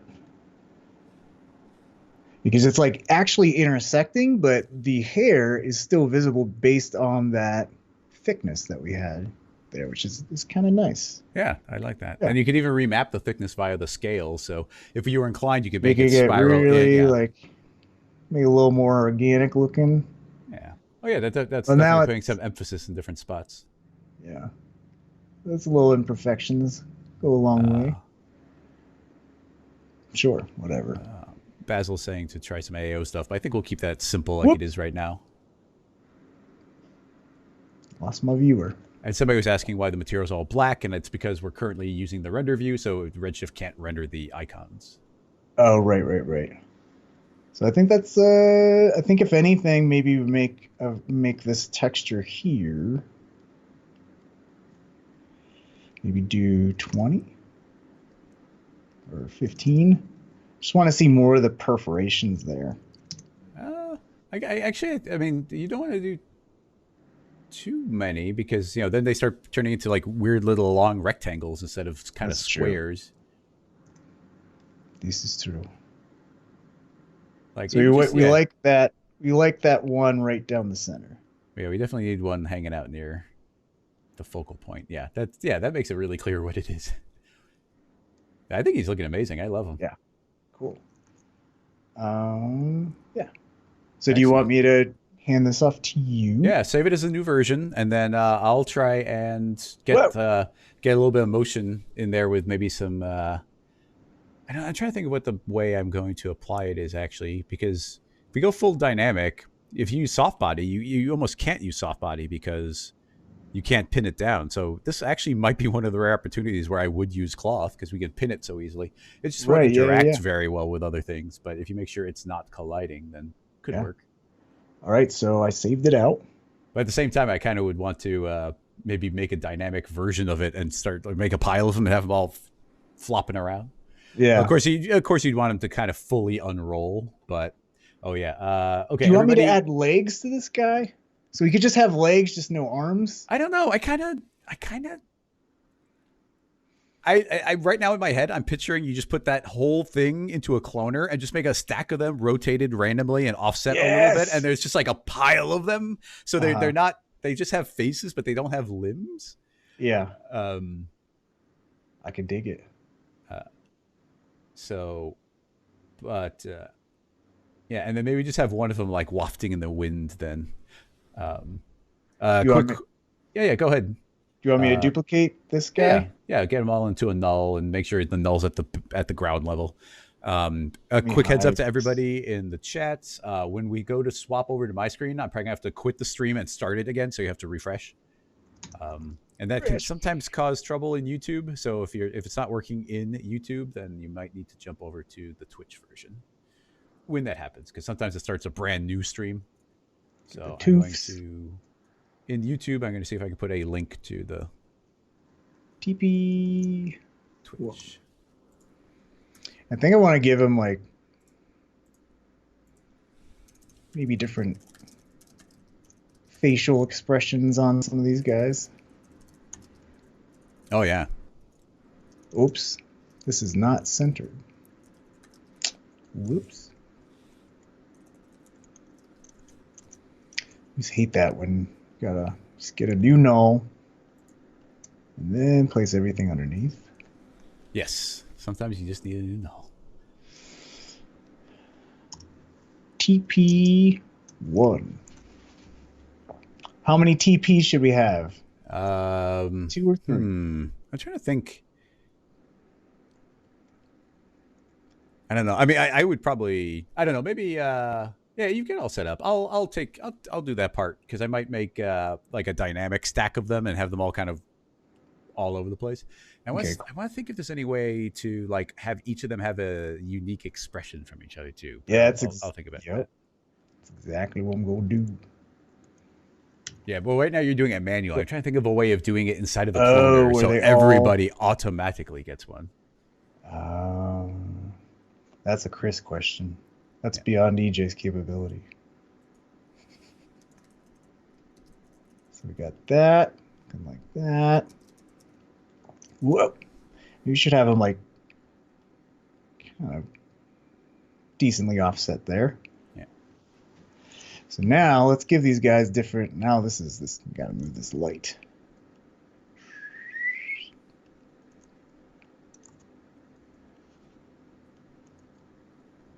And let's Make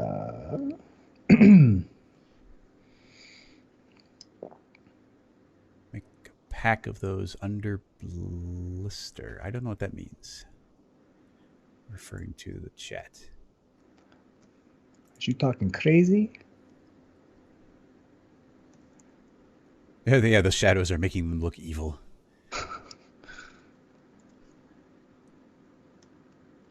Yeah, if we're making a lot of them, the lights might need to go pretty far away. Yeah. You could probably just make a null, put all the lights in the null, hit T, and scale the entire null way up, and it'll just take your lighting and just make it proportionally larger. That's true. Okay. Now let's work on these faces.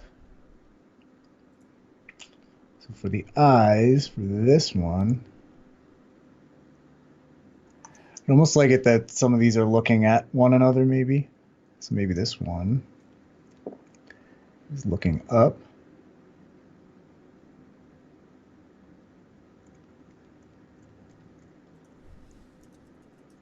Maybe we rotate this one.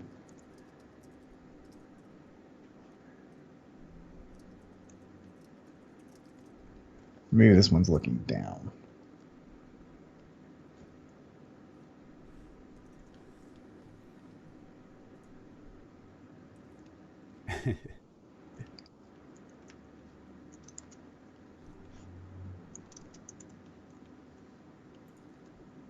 Let's see.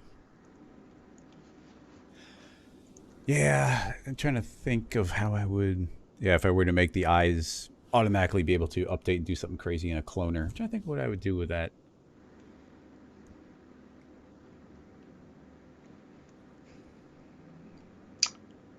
Yeah, I don't. So they would what you're talking about is automatically.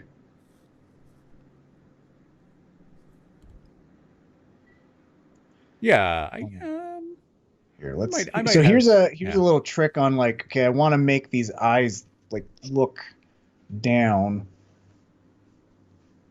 and like to the side. I can't exactly do that with the symmetry. So what I'm going to do is duplicate the symmetry, flip, and then delete that symmetry, and delete that.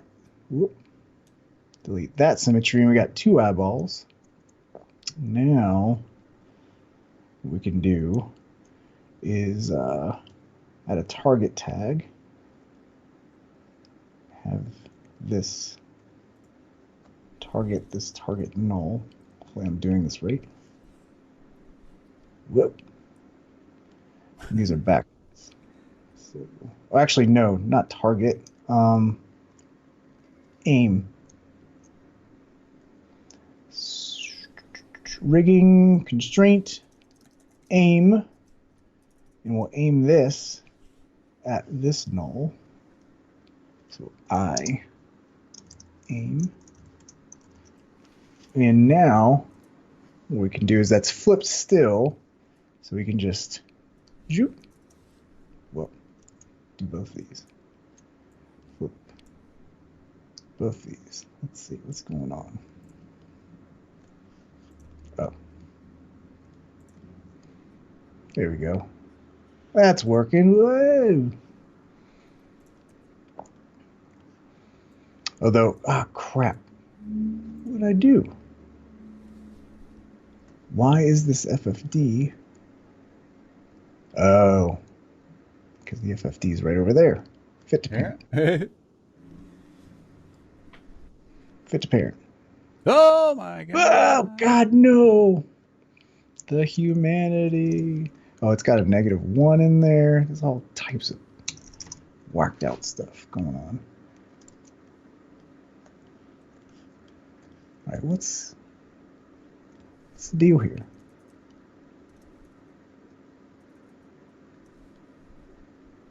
Oh, okay. Oh, he's escaping the FFD. What's there? It's just the axis center's goofed up.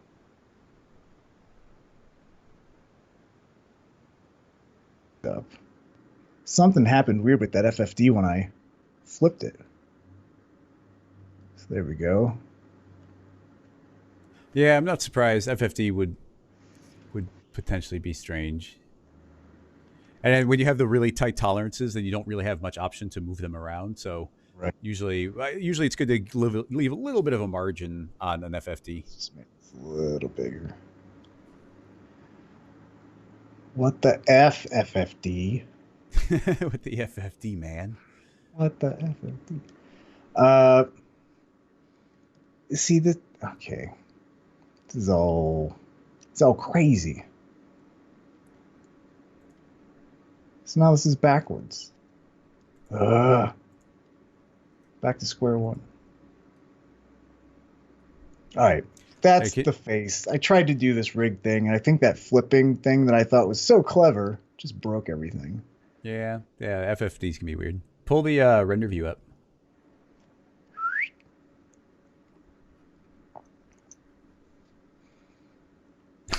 So I'll just change the mouths real quick. Well, we're running out of time, so let's save it, and I'll try and take over a little bit. Okay. We'll see what we can do. All right, once that's saved, then, like I said, I'm gonna have to. I can't swap the screens, everybody, so I'm gonna have to probably kill it, and then we'll be right back. So give us one moment, and hopefully you'll see us. Did that get sent or saved, DJ? Yep, saved. Okay, let's see if I can successfully quit this thing. Nope, it's not even letting me right click. So to the task manager. Now where do I need my file browser? To the shared EJ folder. See and it. Scene files, and is it wait, which I thought you named guy EJ. Oh, that sounds weird. Let's see. Old TP guy cool. EJ. I got it. We're good. Jessica! Jess is in the house. Hello. She just woke up. Huh? What's up, Jess? So I know you just spent all that time trying to make toofs. I like that. You just Toofs. spent all that time trying to make them all fancy, but we're now going to kill off a bunch of them and just work from the one original one, which is the ground one. So we've got that, and we're going to see what we can do. A couple different things. We're going to see if we can make it waft in the air. We're going to make one sheet. Now, I've been trying to think of like the best way to do that, because I would kind of like to make a fully dynamic version of this. Mm-hmm. And that would be, he's not default height. What's the height of the cylinder? Sorry. Oh, it's all good. It's been made editable. Select that. It is 264. So we'll do usually that. I'm very OCD about round numbers. Yeah. It just didn't happen to be right there. Just not here. That's all good. And now I need to probably, let's see, you beveled it. The bevel is actually going to make it pretty difficult, to tell you the truth, because now if we peel off, we have to be below the bevel or above the bevel. How do we follow the bevel? So a couple extra challenges there. I guess for now, I'm going to ignore the bevel, and I just want to grab all these segments vertically. And you should see right here, I have 22 polygons selected, so we should be able to subdivide this to height segments of 22. It might actually be one higher or one lower.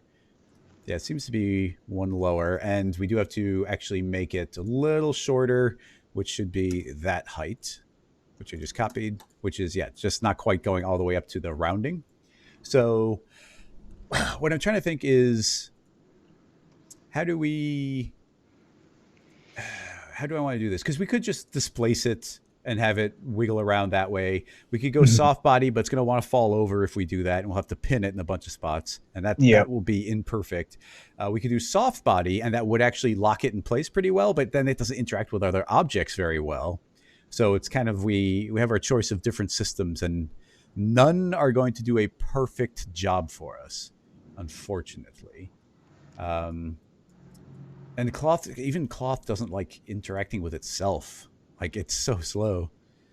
And we've got a decent number of segments here. I'd want to keep it relatively square. The fewer, the quicker it'll run. But so let's try. I'm going to try doing it with cloth. We actually use cloth very infrequently, so that could be a interesting place to start. I'm just going to eyeball this.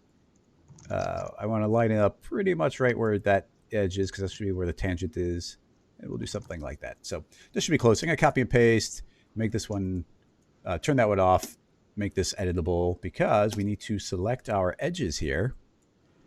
And now when we add the Cinema 4D simulation cloth, it is really simple to go to dresser and say set fix points. And now when I play, these should just start falling, and it's going to do its own thing falling. Now that's fine. Now the next step is going to be, how well can we make this interact with the object? And what I would like to do is do a very low poly version. So I'm just going to make a cylinder here, and we will give it no height segments, so it's just 16 segments around. We'll see if we can make that as a kind of invisible collider body for this extra strand that will be wafting around in the wind. So I don't know if we need to make it editable, but I'm going to add a simulation cloth collider, and let's just see what that does by itself. In fact, I'm going to save it right away, because we're dealing with the cloth, which is not the most reliable thing. So we'll hit play, and actually that seems to have done all right. It doesn't seem to be passing through that. I think it will pass through itself, but let's go and tweak some settings. This is behaving a lot like cloth. It's flopping around way too much. So we'll rename that sheet, and we let's go easy on the gravity. So I'm going to just do a gravity of -1. So yeah, there's just a little bit wanting to pull it down. And then we've also got in our tag settings, we got things like stiffness and the flexion, rubber, bounce, friction. These are all fine. I don't think we need much in the way of friction. Bounce, I don't even know if bounce really does much. But stiffness and flexion are the main settings. Now, I don't remember if flexion needs to be low or high when it comes to cloth. So let's try going really low, and it seems to bend a lot. And now let's go really high and see what that does. And that definitely seems stiffer. So I think, yeah, I think going stiffer on that's a good idea. Now, I don't know if this will work in theory, but we have one stripe here, and it's going to kind of really harshly bend off of that corner. So something I kind of like to do is grow my selection. I'm going to grow my point selection by 1 unit and fix those points as well. So if we have 2 of those stuck, then all of the springs, because even this cloth simulation uses similar springs to soft bodies. They're different, but they're similar, where it's trying not to bend. And if this one was here, they can kind of spin around them. But if we have 2 of them, then this has to bend on that corner. And I think that's going to do a better job of making this kind of maintain that orientation a little bit. Have you ever tried, and this is a trick that I forget where I saw this at, but if you took that second row that you just added and unselect some of them, it'll actually help give you some kind of wrinkles there. Oh, because okay. So you're introducing some imperfection. Yeah, that's a fine idea. So yeah, I'm going to deselect. It's a little hard to see, but because it's currently showing a preview of where the fixed points are, but I'm deselecting couple of points here and there, and now I'm going to clear the fixed points and set them again. And now you can see I've left some in betweens. Now this is still you can see that it does kind of quickly introduce a couple little ripples in there, so that's neat. Yeah. And now I'm going to make a plane, put this down here. I'm even going to leave a few segments on it, and I just want to see how well we can make that also be a collider.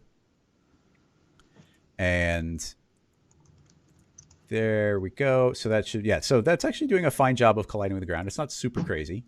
It also makes this like him to have a cape. Like he's it's superhero, like a superhero toilet paper. I wasn't even thinking about that.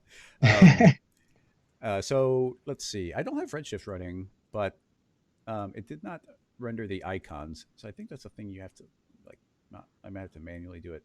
Render the materials, please. Bing, bing, bing, bing, bing, bing. There we go. I wonder if that fixes the stuff on mine. I've never been able to have those stupid materials. Yeah. So let's see. TP main, TP texture. Is TP main the one that actually this one does want the stripes, so let's add that one. And turn on Redshift render view. And materials that work for me. We'll play and see what these are doing. It's doing a fine job. We just need it to connect a little bit better here. I'm trying to think of what the best way to make those blend. Well, you see we're getting kind of a ambient occlusion type of shadow separating them.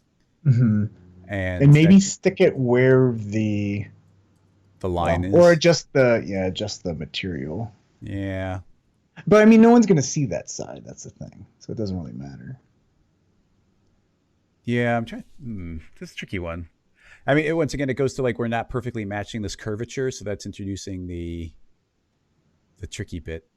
Dean is saying we need a belt tag. I've never really used too much. I've never used belts too much, so it's actually not an area of expertise for me. And I'm pretty sure we won't be able to clone. We won't be able to clone cloth in a way that will be individually dynamic. Now, when you use belt. So for this right now, can you animate the character and will that follow along with it? Or do you need a belt for that? With the belt, I believe it would.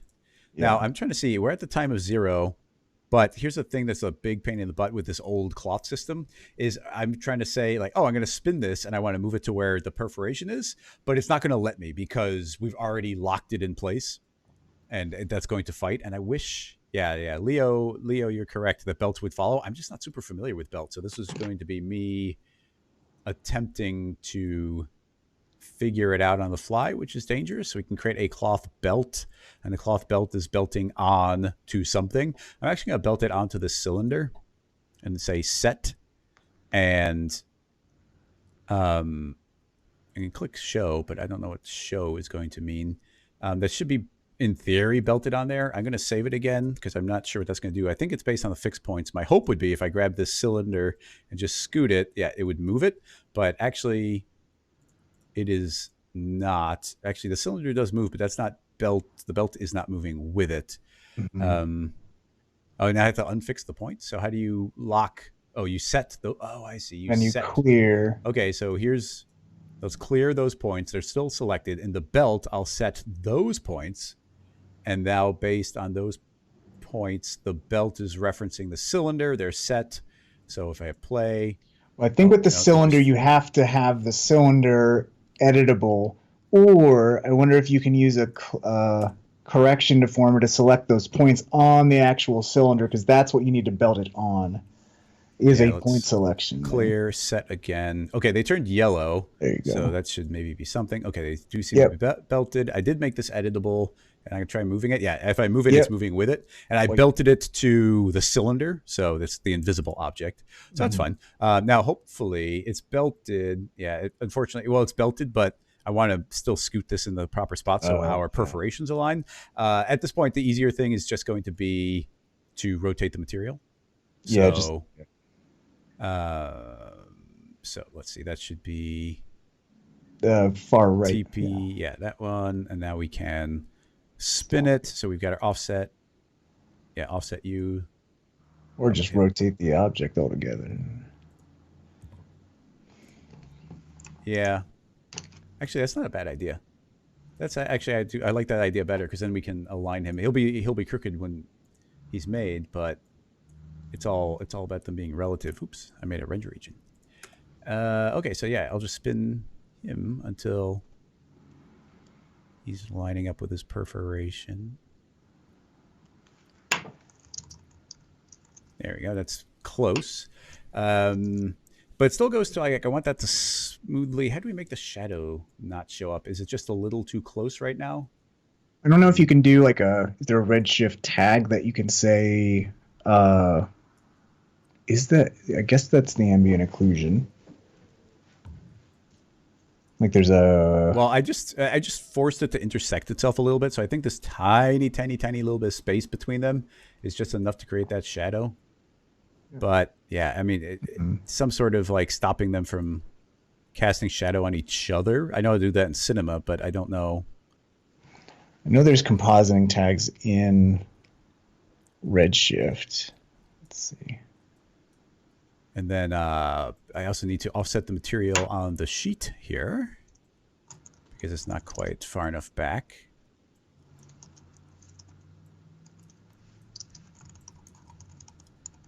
Let's zoom it back there.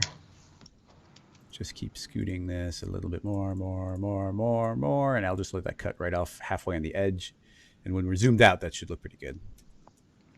Yeah, so that should line up. Oh, and it's actually popping in the beginning a little bit, which I suppose makes sense. The gradient's probably not dead center, so just to save us a bit of a headache, I'm going to scoot that back a little bit, and the perforations will just be in a little bit. But there we go. That's there.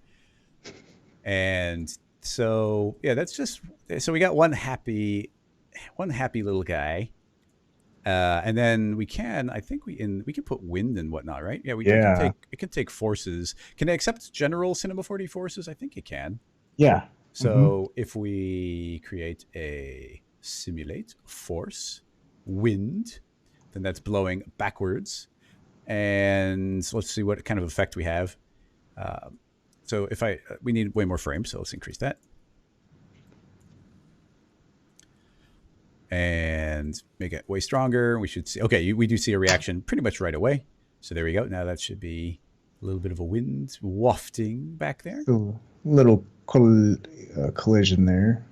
Intersection. Yeah. Well, that just goes back to us using cloth. Can you collider, add... what's the cloth equivalent of increasing the steps, like that force field or whatever? The force field. Well, there's the expert tab, and all we have is expert. The point EPS edge. Yeah. These can get dangerous. Epsilon. Yeah, these are nonsense parameters. Which is, like if you're adjusting the polygon like I don't get it. If you're adjusting the edge collision, aren't you technically... I don't know. Yeah, it's like the absolute distance between them. So I just scoot that down a little bit. Yeah, I mean, it's just that, we're because of the belting, we're just using a simpler, older system. Yeah. Yeah, and it does have built-in ones, but some people talking about it in the chat. It does have the built-in ones. We're just using the ones that we have direct control over this way. What's that? I said I keep forgetting the chat. Forgetting the chat? How can you forget the chat? That's why we're here. What's up, chat? Cloth sickness? Cloth sickness. Cloth thickness? Did you put it in a cloth object? Get more wrinkles? No. I mean, oops. I was forgetting that. I accidentally rendered render view. I mean, we could add thickness, but I mean, it's a sheet of toilet paper. Is thickness a relevant variable here? If anything, well, maybe if you put that in a cloth object though, with no thickness, just the subdivision, you'll get more of the wrinkles. More of the wrinkles. I don't know that I follow, but I'll put it into a cloth. Because you add more subdivisions, right? Oh, well, no. You don't get wrinkles because of subdivisions. That's just subdividing after the fact. So this we could... Actually, I just put the wrong object in there.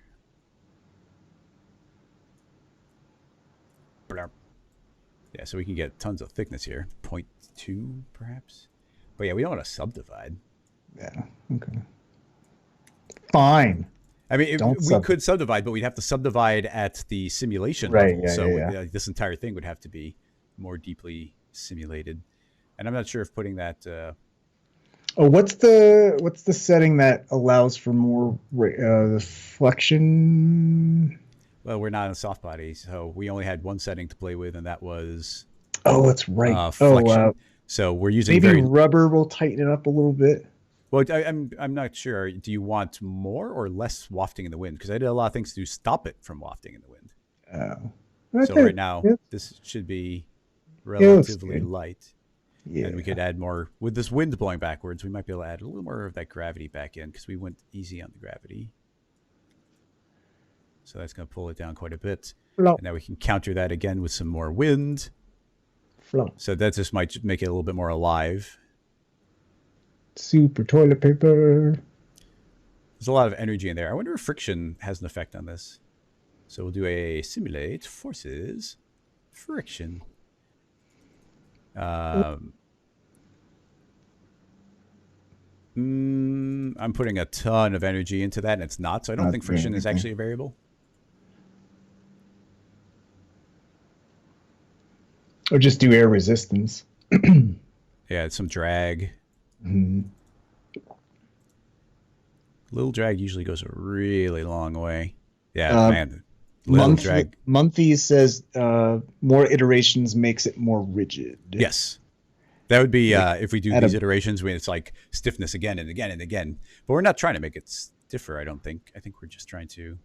slow turbulence. Yeah, so now there's a little bit of drag, and it really slowed it down. And I agree. Now that we have control over it, we can go back into the forces and make it turbulence. So the turbulence will give it a decent amount of strength, give it some speed. And yeah, actually a big one is probably a good idea as well. Slow down the frequency. This goofy little guy. Okay, a little too big.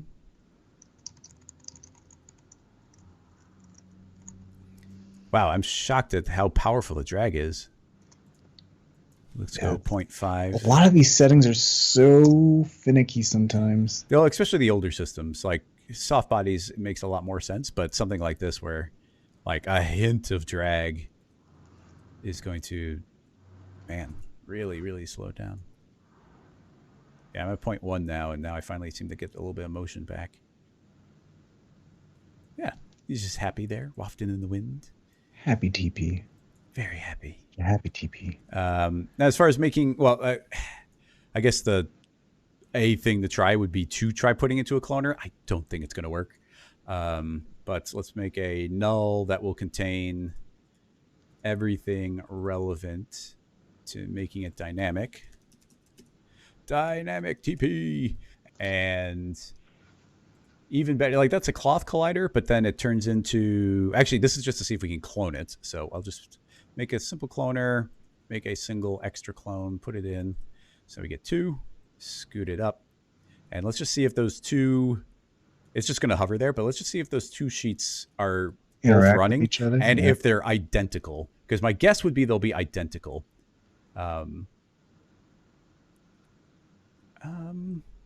It's hard to tell yet, but they Yeah, seem to be identical. Look pretty. Yeah, they're pretty identical. Yep. I mean, are they literally identical, or they just seem to be identical? I think they're literally. I think they are. Yeah, they're identical. So what's happening is because it's I mean, I think cloth is older than a cloner. So the it's not calculating each one individually. Where if we were using soft bodies, it would. Well, you can't change the seed, Leo, because it would change the seed on both of them. We could put in multiple clones.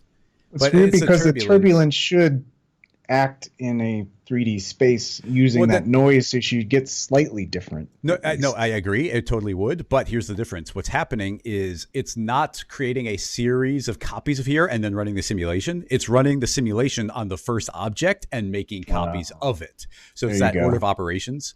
Yeah. So at this point, the only thing you could do, and we probably totally can, all we have to do is make it editable. As soon as we make it editable, everything will reactivate. So along those lines, let's just make we'll make 4 of these and create a random effector.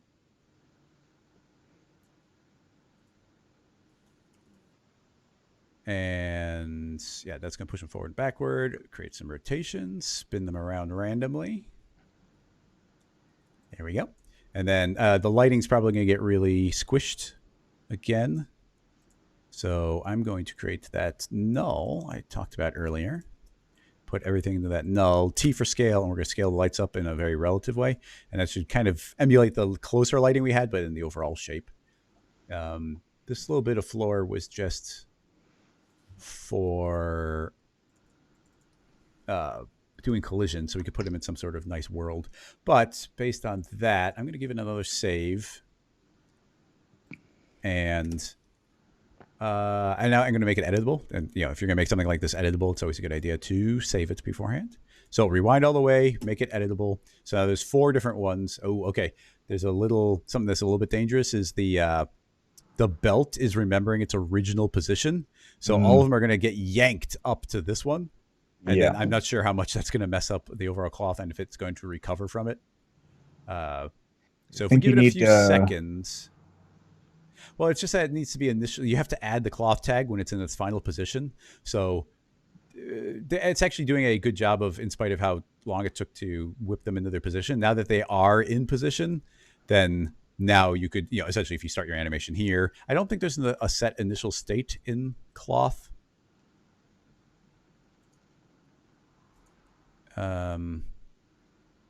Unless there is, there's a set initial state. Let's see if that works. I'm gonna search for the word sheet, grab all 4 of the cloth, and say set initial state. And let's see if I rewind, if it's remembering right where it was. Remember? Oh, excellent! It totally did. Yeah, so that's nice. For as clunky as we just made that actually worked pretty well. Sometimes it'll clump, and then that clump will remain, and and it looks like it relaxes pretty nicely. Yeah, it's pretty good. I'm gonna make the scale of the turbulence a little bit larger because we're seeing a lot of like individual. Like I want these to be a little more uniform, but so many happy TPs. That's pretty great. They're loving it. The next step here would be, if we were to continue, would be I would love to do a rig so that we could control the eyes individually, so that they get randomized via like a random effector or and the mouth, individual clones. Like that'd be a thing to potentially do, but yeah, all of them. I'm definitely going to work on this and add funny little reactions and stuff. But let's see, what would you want to do from here? I'm not sure if the connections are great, but hopefully that seam there makes that just sort of work. I mean, and we didn't, but something I'd want to do is like have one of them have like 2 layers of sheets, so he's got like twice as long. Have even longer. Yeah.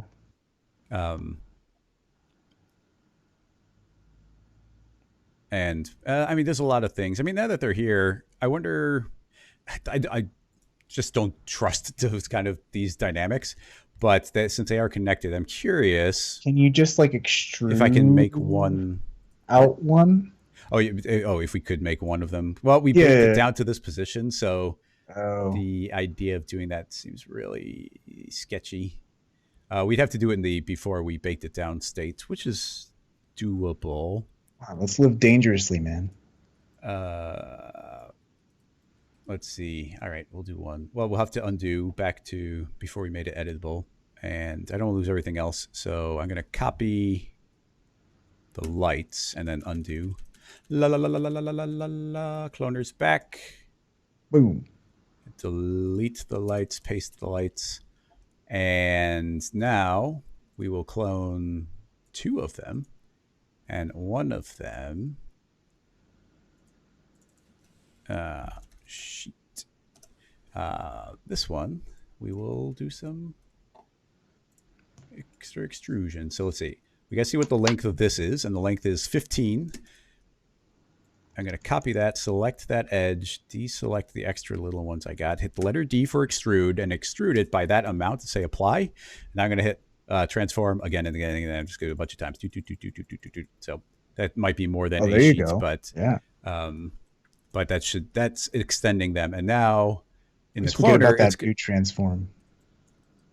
What's that? I always forget about that new transform button. If you just want to extrude out. Oh, yeah. Yeah, you do it again totally and again. Forget about that sometimes. So this is going to do the same exploding that we had, but we know how to fix that already. So for the first few frames, it's going to super freak out as they're trying to get to their new position. But after a little... Oh, I also undid all that nice... Oh, there it goes. Oh, wait, why is it... Oh, interesting. So it ripped off. It totally ripped off. That's interesting. And the other one just went... Where's the other one of them didn't even seem to clone. Yeah. I'm going to undo. And... did it just go to the belt because we changed the points? It debelted. It's possible. So that should be rebelted now. And yeah, that should be it. Maybe hit play. Let's see if it stays connected this time. Yep. I just had to. When you change the once again the old system, it had a its points were set, but we just changed the point count and the point order. So it doesn't know. So yep. Now, especially with these being longer, I'm assuming that we're going to need to tighten everything up a bit. Yeah, like we need these to be a lot less flexible. So I'm going to put the flexion back up to 99. So they should become a lot stiffer overall. And the turbulence should be chilling out a little bit. These are I'm still waiting for them to figure themselves out. Yeah. This bottom one seems a little Yeah, the turbulence is really ripping through. I don't think it's a turbulence. I think there's some sort of intersection happening on some of the Oh, it's just doing that. It looks like it's working itself out. Yeah, that's what I'm hoping. It's like, I think I can. Yeah, it's getting there. Yeah, there we go. Oh, this looks so good. Boom. Okay. All right, so back to set initial state. And now we've got alternating 1 sheet, 2 sheets. And yeah, that's looking good. And those are bending nicely. Let's see. Redshift, render view. Awesome. And now, okay. Here's kind of the last thing I want to do. We're already like a half hour over, so we can cut this off whenever. But I'd like to see if we can run rigid body dynamics on the in fact, I'm just gonna make I'll make a duplicate of this cylinder. I'm gonna run dynamics on this cylinder and have everything be a child of it. I want to see if it's forced to follow. I'm just curious. So this one will be dynamic. Actually, that's this is in the reverse order of what I thought it was. So we actually want. Oh, that's interesting. Why is when I made the cloner editable, there's double the count. Yeah, I think these we made double 4. The TP, but double the fun. There's these 2 dead empty ones. That's interesting. So there, the bottom one is the top one. So slightly reverse order. Duplicate. Dynamic. It doesn't have to be visible, but I'm going to make it visible just for our purposes. And it's pretty low poly. It will be a rigid body simulation. Rigid body. And just for our testing purposes, I will make a collider body just below it. Now, I fully expect this just to fall straight down, and it's going to fall through them, but it should bounce off of that if this works. So Well, first of all, let's just make sure that that does bounce down. So rewind, hit play. And yeah, not all of it, but just that one's going to fall. Turbulence is taking over, but that's going to fall. Okay, so that bit is working. Now we've got this fully dynamic one. I'm going to make everything a child of it and make sure that this dynamic tag is not applying to the children. So it's only calculating on itself. So now let's see if the entire thing moves down. And if it does move down, does the belt move with it? Seemingly totally yes. Yeah. Which I'm kind of shocked by.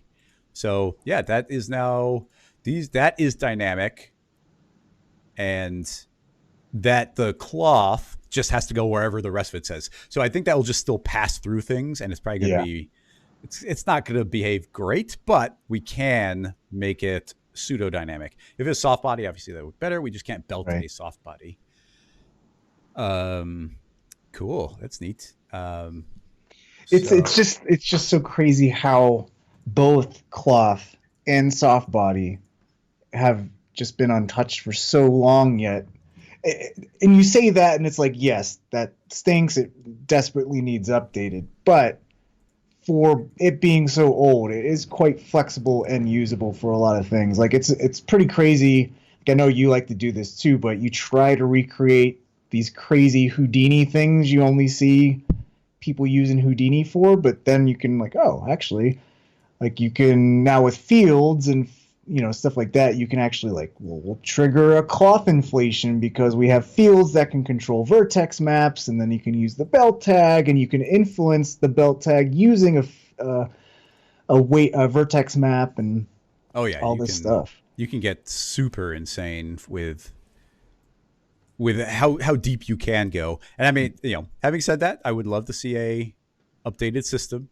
Oh yes. A more uniform dynamic system, but it is still surprising what you can do with it. So those are dynamic.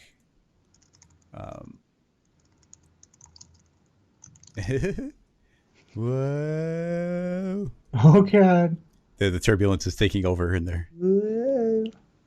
Curious what they'll do when they roll, because, well, I guess, see, this is going to fight because it's not self-colliding, and we just got to keep on maybe making them a little bit stiffer. It's all about deflection. And yeah, this old system, you can't go above 100%. Like if I type in a giant number, it goes to 100. So we just have to start iterating. So I'm going to say I want 10 iterations, but that means we have to pull down the stiffness. So it's just like a bizarre thing. But now these should be, in theory, 10 times stiffer than they currently are. Oh, wow, they're super stiff. That's actually, I'm impressed. That is very stiff. Yeah, that's cool. That's pretty good. Like the wind is so powerful. I'm not sure. Like, I feel like if you just took a pause, that you could get a good camera angle that works really nice for like a still render. Oh, totally. Well, actually, why don't I save this and send it back your way, and you can take it from here and do the setup for final like animation or final render. You wanna? Yeah. Let me just take a look, make sure everything. I didn't mess anything. I gotta turn off the dynamic ones. Unfortunately, I just made it apparent, and I hate doing this, but I'm just going to make these invisible, and then you have to make the children visible. Oh, right. I hate doing that, but just for time's sake, I'm going to do it this way. Do it. Visible. Oh, did I miss one? I did miss one. Go away and come back. All right, nice. So yeah, that seems to be good. Oh yeah, and I just want to make sure that these lines were coming with. Yeah, those lines are still there. Actually, that looks surprisingly good. Yeah, that looks. I mean, I think I would pull back on the weird thickness because it's getting lost there, but I mean that's believable, and I think that's like a lot of this is just tricking the eye. Like you don't need to go in there and model all these fine details. Like, yeah, use some hair. Yeah. All right, I'm going to save this as number 4. And then as soon as you see number 4 pop in, then you should be able to take over. All right. Waiting for it. Boom. Go, internet. Yay. Go, internet Got it. sync. All right, and your screen is back up. Wow. You're in control. Wow, this is man. Seamless. I'll just save this as. I gotta say, I'm besides me having to force quit that one time, I'm very impressed with its ability to. This is very smooth. Yeah, it's super smooth. Like, this is no less elegant than if we were in the same room. Yeah, I mean, it's what, times like these, it forces you to try these things out, and sometimes you're very surprised that how effective and we live in the future. Yeah, but even at the same time, I've been wanting to have remote guests on, and it's just like, I'll get to it when I get to it. Because I'm trying to alternate every other week and have a guest. So this is so fun. Also, I might have got overboard with how much I stiffened it up, but you can go back and do less iterations. Actually, you could just take the flexion and drop it down like 50%, and they'll start moving more. But let me do that. But I think what I want to do now is just have like a little collider guy here and get this so these guys are falling in a fun way. Oh, yeah, totally. Pause it and just get a nice camera angle and all that good stuff and render out a still. So let's do a cloth collider on that sphere. And let's get our, not cloth surface. What are these? Leo says, yeah, EJ, break it. EJ smash. Oh yeah, cloth tech. Just going back to what I was saying, I don't like setting the visibility, the stoplights, where I was making them visible and not visible. I hate doing it that way because, like if we want that entire hierarchy to be disappeared for a second, those lower ones are going to fight back and they'll still be visible. So what would have been better, we're just trying to do this quick, would have been to just make a null in the exact same position of the dynamic object, and then use like a PSR constraint tag, and then had it follow the dynamic object rather than being a child of the dynamic object. Let's see what this looks like with this collision. I could have also probably put some tags on it to make one not render and the other one's render, but Boom. No. Wait, is it not? Why is this not? It needs made editable. Oh, wait, and you added a cloth collider tag. That's not cloth. That's regular dynamics.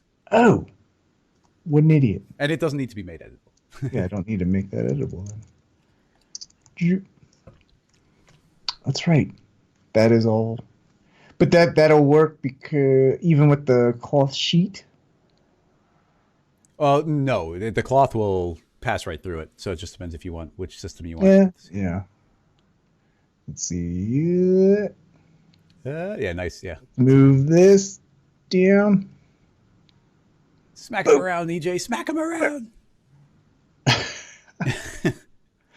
Okay, so we need to time this. This is the fun part, is like whacking these things. Yeah. Well, depending on what there's a lot of ways you could go about it. You just interact. I mean, it's running surprisingly well considering how many simulations were. Oh my goodness. God. Humanity. Yeah. Whack them a little slower. But we could also just turn the wind and everything off from affecting the dynamic, rigid body dynamics. And then you could just set different custom initial velocities or even manually place them. But that's pretty good. There you go. Pause it. Oh God, no. What's going on here? I think, they're having the soft bodies are having trouble keeping up, or the cloth is having trouble keeping up with it. It might. I just need I'm just going to position things here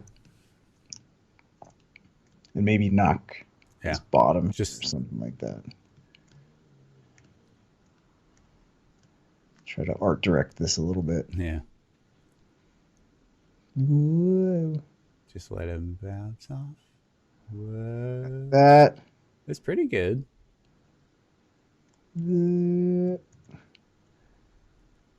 See, I like these two. Yeah. Even that one, but this top one.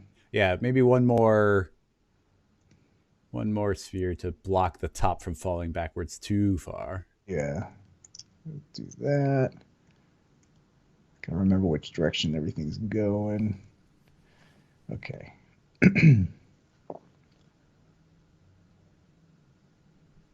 It's colliding. It's colliding. Just need to get a little bit of gap in there. It's behaving differently. That's a completely different simulation. It's still I think it uniform bounced. at top. Well, delete that top one. The top one, or just I'll move it off to the side or something. Okay. So you can ricochet or something. Bounce off it. You could, there's a million things we could do. Yeah. You could put the bounce parameters pretty high, so there's like a lot of power if it hits it. But I don't think that's a good idea, actually. Okay. Yeah. Then things will go. Pew! Yeah. Pew, pew, pew. And it's already having trouble keeping up. There's okay, so that knocked that top part. There's still. I mean, we could also throw a dynamic sphere at it. That's true. Yeah, why do we do that? Yeah, that'd be fun. Do that. Yeah, dynamic spheres. What are we doing here? Yeah, why are we just with these colliders? Throw one of these spheres at the second from the top. Dynamics on. Yeah, there you go. Put it in front of them and set a custom initial velocity. Pew pew pew. Smack them right in the face.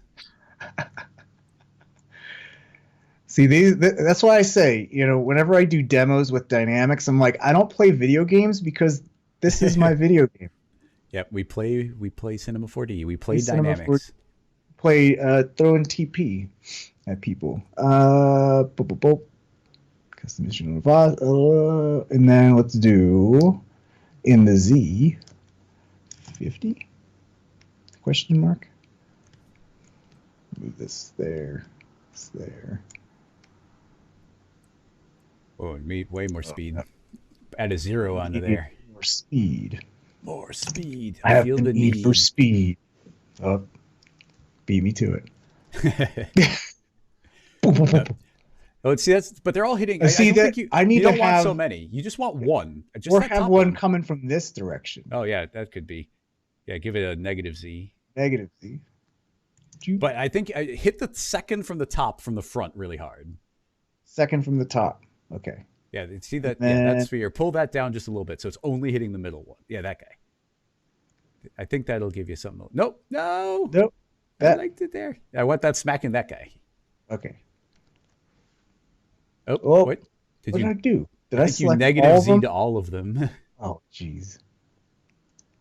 What the heck? Boom! Oh, we definitely need more coming on this one. Yeah, and put it like right up on it. Right on that. And move it up so it's only hitting the top one. Let's crank this up. Let's go 1,000. Boom! Burn! Harder to put momentum. Put ×2 on everything. 5,000. Boom! Boom! Probably. Yeah, that sphere also needs a 5,000. Oh my goodness! Boom! Right in the face.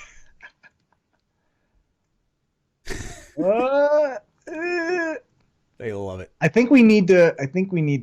Let's get rid of that. Let's also. There you go. Now we have alternating. We'll actually have it hit this one too. Maybe move this one back, and it'll hit the. So we'll hit the bottom and the middle. Yeah, it'd be good if they tilt. I mean, you could just manually place these, but that's no fun.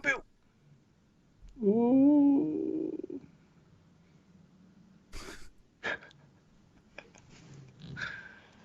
Let's see. Thanks for hanging out, Maddie. See you next time. Yeah, who wants to watch us shoot balls at TP? Happy. Okay, I think. Ooh, that's nice. I like that. Get somewhere and need to make this go a little longer. And stop. It's that mix of getting the nice looking collisions and falling and then getting the cloth. But if you start smacking it too fast, the cloth is going to fall behind. So you need reasonable speeds. But you could also lower the friction on all of them, so they're more likely to slide off each other more easily. Here, let me just put this one.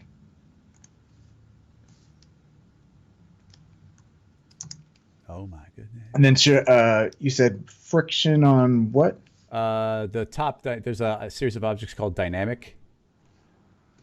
So if you search for dynamic with your magnifying glass, and then grab those 4 dynamic tags, and then remove a bunch of friction, like potentially 0.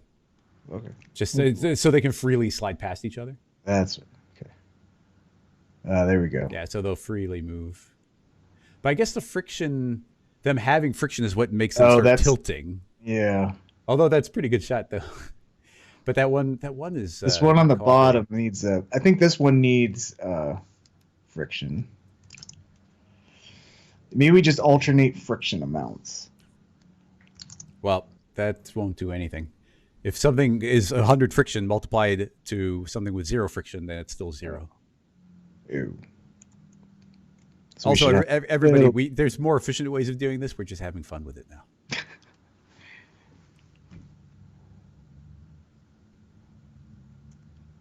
Come on, cloth. Look good.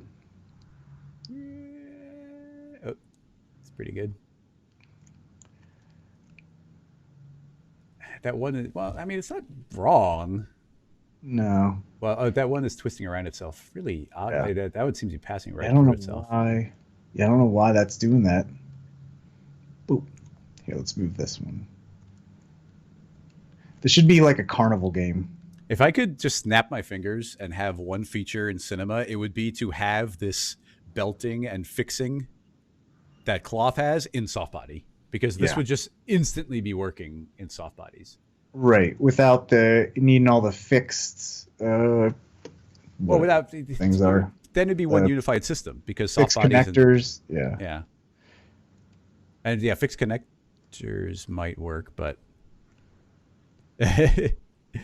I mean, it's this thing where I think this is hitting it too fast that it's pushing this, and this is going forward, like that inertia there. Try this one more time. Doof. Yeah, because this gets hit, and then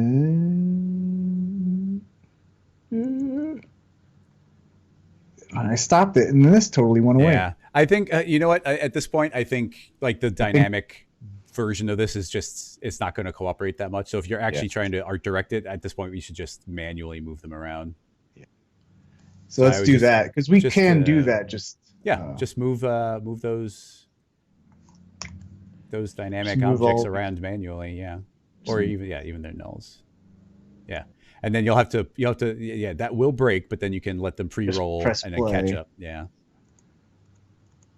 But it's a lot less fun, but you'll be able to put them exactly where you want them. Yeah. See, and this goes back to what I said initially, right? It's like sometimes dynamics is, overkill. You can't get exactly what you want, so it's better to just hand keyframe it than waste. I mean, it was fun wasting time. Also, I just realized if you're seeing the bottoms of them, you'll probably have to copy that helix to the bottom as well, if that's what's becoming prominent. Oh, dang. You're going to have to delete the dynamics tags off of them. Otherwise, they're going to be falling. Oh. Or at least turn the dynamics tags into off. There we go. Snaps. Yeah. And then those will freak out for a second, and then we'll just keep letting them go for a while. It's going to take a while for those to settle. Like, it's going to take like 100 frames. I think I want this one to just be more like this. Oh God, no. I have this one really whacked out. Like, yeah, there you go. And we'll move this one close to the camera, so this one can be really big. Okay. Okay, that's looking okay. Now, for the drum roll. Yeah. But it is nice that you can move these around, and I never thought to have this go on long enough so it resolves itself. The claw simulation resolves themselves, you know. Yeah, and Leo's saying it might be possible to clear it and set it so they jump to their proper position. For now, this is working for us, but if that does work, that'd be cool. Oh yeah, yeah. But it'd also having to do that every single time you move it, it's such a pain. One of those is it'll probably sort itself out, but that one is like sneaking in front of itself. Ooh. It's a great angle though. I like the angle. Which one is going? Oh wait, is that the? This is the front. That's the front one. Okay, just let it resolve until it's in a better position then. Yeah. Just not blocking the first one. But what would be cool is we could also animate. We could keyframe this, or we could render it out and just do a couple frames of them wafting in the wind. Yeah. So it could also be animated with it kind of like just little, slightly moving, so it's like a slow mo. Yeah. Like, and then just give this a pause at any moment where that one is looking good. This is like intersecting the eyeball or something. Yeah, it's really going back there. And I mean, it should be seeing the collisions on it, but it's only the collision is only on the cylinder and not on the eyes. So, but you just wouldn't, you wouldn't want that happening anyway. It might just be the, maybe even tilt the wind a little bit to the left, like so that they'll be inclined to blow. Yeah. There you go. Give it a second. Get out of the way, TP. There it goes. There it goes. Yeah. Almost. Get a good silhouette there. Whoa. Oh, God. Oh, the tail of the other one came way out. Yeah, okay. It's pretty... I mean... That's a few more frames, I'd say. The frontal one, I don't like the way that one is resolved yet, but it's getting there. See, even that's better. Pause it there. Okay, I think that's good. Yeah, well, it's a good start point. So before you do anything, click on search for sheet, and then grab all of those and say set initial. There you go. So now you should be able to rewind, and that's where those start. Should we set it? Play it again? I mean, if you want to find a better frame, but at least they won't pop. Yeah. Yeah, I think I'm liking that. Yeah, I'm liking that. So now, let's save. Go to Redshift. Let's get our Redshift camera. Someone said fisheye lens, so we'll try fisheye. Yeah, and then definitely there's definitely some wonky subdivision, so we might need to put the at least that 1 and 2. Oh, that was great. Fisheye was good call. Depth of field for sure. Hell yeah. Fisheye in here before. This is fun. That's super fun. Oh goodness. Okay. So yeah, the only thing is you can't see the TP on those. Well, if you let resolve a little more, I think they'll poke out. Let's let it resolve. I think we're using resolve the wrong way too. We'll just let it simulate for a few more frames. Let's make sure the wind is facing. Oh yeah, and turn off the renderer. Oh, I guess you kind of can't because we need to see.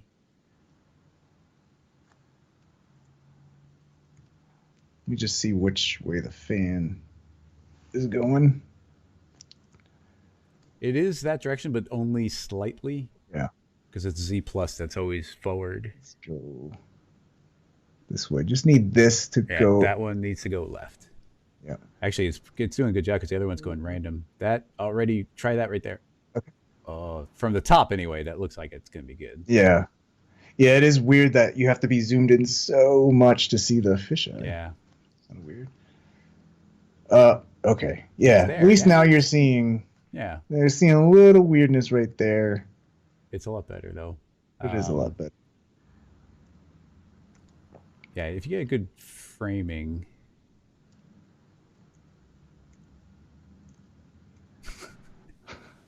This one's too angled up, but Pro Tools is saying, remember at the beginning when you said, oh, toilet paper, that's an easy one. 160 minutes later. Right. All right, let's angle this guy down. Oh, you have to re-resolve. And now, resolve. Go, TP, go. Actually, that didn't take that long for that to do that. Well, if you didn't move it much, it'll take a lot less. TP, go. Okay. That's. I really like that bottom one, but that left one, you don't see anything. Yeah. Barely any. So maybe I'll rotate this guy. Yeah, the back one and the front one are a little similar. Yeah.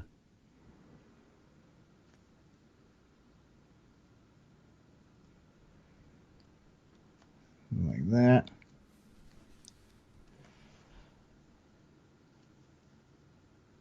I need to. Oh, it's fluttering. It's fluttering. We got a question about our computer specs. Oh, don't ask about mine. Don't want to know. And then, trying to remember. So that I had mine listed somewhere, but I think I can go to my settings and be able to see it. System.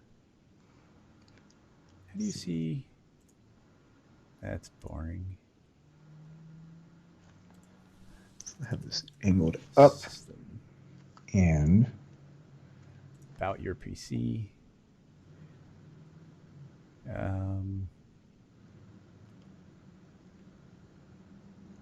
have an i9 7960X. I think two of them. 64 gigs of RAM. Go down. I think we're getting somewhere. Well, no. No. Ah. This was looking good right there. Yeah, you gotta be quick on the draw. Okay. Whoa. Oh, that is looking nice. Just now I need that one.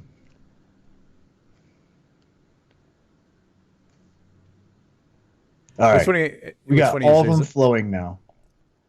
All of them flowing. Let's see. That's pretty good.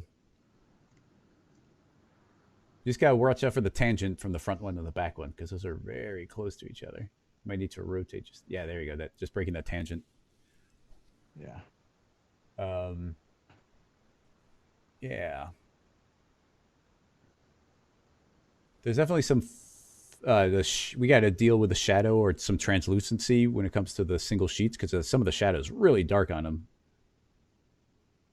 I'm not sure what the best way to go about fixing those would be. And also, I don't know if you want to, but you might want to set initial again, just to make sure you don't lose the good one in case you rewind. Right. I'm glad we stopped running the dynamic, trying to throw the spheres at them. I don't think we would have ever we would have found never... it. It's like, wait, no, wait. Okay. And then, the helix needs to be copied to the bottom of two of them.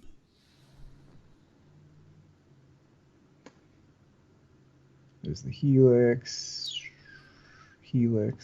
Yeah, just manually. Just do it on the two. You just copy it once inside of itself and scoot it down. You probably just set it to negative Y. Which one needs moved? Whichever the front one is. Well, any one that you're seeing the bottom, because the helix is only on the tops of them. Oh, duh. Yeah. But yeah, just you have to do them individually. But if you duplicate that bottom helix and just set it to, you can't do it from here. Well, I guess you.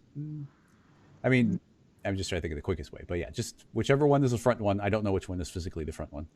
Just set it to negative Y on its helix, and that should. Oh no, I don't think you put it on the ground, so you have to manually move it. So just do this. Yeah, there you go. There you go. Yeah. Got something. Yeah. Gaslit. Well, why did I close that out? Because you're probably used to doing this on two monitors. Yeah. You're fighting for screen space. Yeah. Such a big difference between streaming and. Trying to think how we can get more. Leo, that's great. So I guess that let's see. TP main.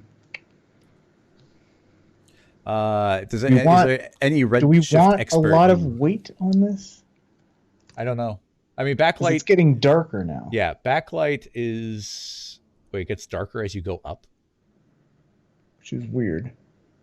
Well, I mean, we might not want to use backlight because of the nature of it being like super thin. Also, do those actually? I didn't think about it, but the part of the problem there might be coming from the thickness we gave it. Maybe turn off the cloth surfaces because that's not giving us too much. I'm just curious what the which is the front one. Actually, that didn't. Wait, there's still one on at the bottom. Oop. So this is this one? You're missing. Yeah, search for. Oh, that's the top one. Yeah, that didn't seem to change anything, honestly. Yeah. So what's the? It's just making it darker. Somebody saying do I need just to put a little emission on it, but. Yeah. And I know, and then Zach, yeah, you could do that. Yeah, I don't. Zach is saying that we could just change the material just on the sheets instead of everything, but I don't know. I always like just changing the material. Let's try that. Just to make sure you're adjusting the texture that's applied to the sheet. Yeah, because there are 2 or 3 different materials, so make sure that we're on the proper one.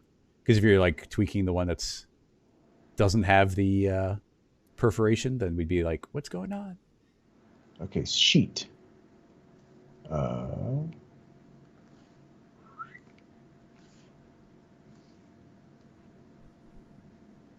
we got all the sheets. But see, I don't like the idea of changing its setting individually because you see where it's connected on one of them. So if it suddenly gets brighter and it's not getting brighter everywhere, it's not going to work. Yeah. So it just goes to like, can that handle a subsurface, or do we have to go easier on our shadows? Like we're just seeing a really harsh shadow or something there. Yeah, because you see, it doesn't work. Yup. Maybe a little bit of. This is, by the way, very different from the usual episode. This is when you get EJ involved. Yeah. Yeah, translucency. A little bit of see-through. That's what we were using, was a lot of translucency. Yeah, see-through, but see, now we are just seeing through it. And you don't see through toilet paper. I mean, maybe like 5%, but I'm on the I think curve. we just need to. You know what we haven't turned on is GI. Yeah. Yes. Oh, not that. Actually, render settings. There's not that. Oh my goodness. Oh God, no.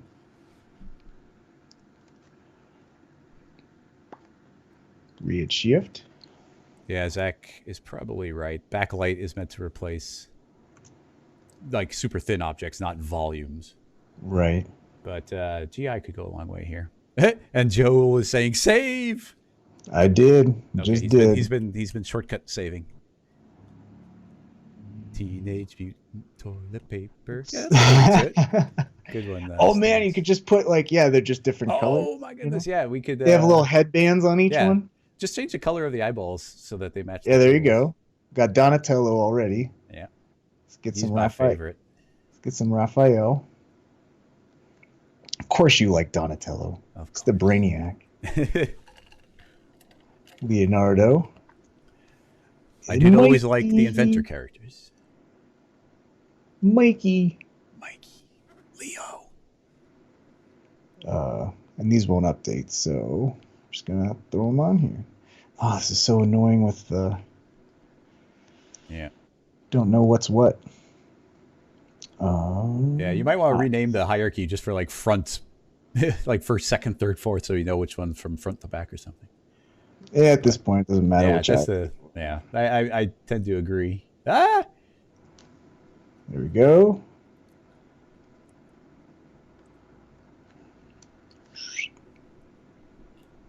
The blue and blue.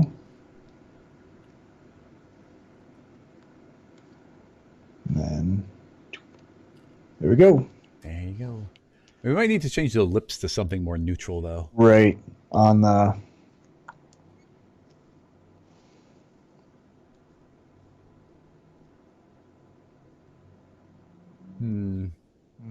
No.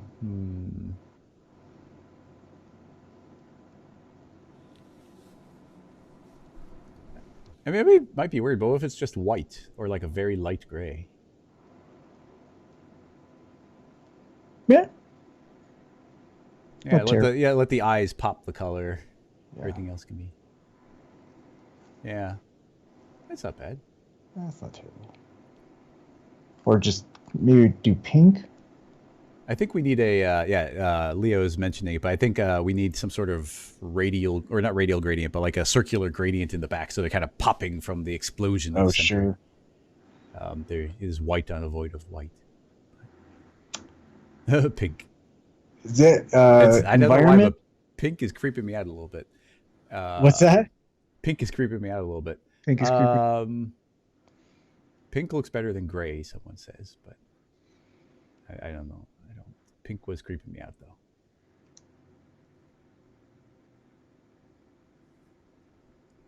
There you go. What is the best way to get a gradient in the background? Yeah, that's a good question. Vignette. There's a vignette in the camera tag, someone says.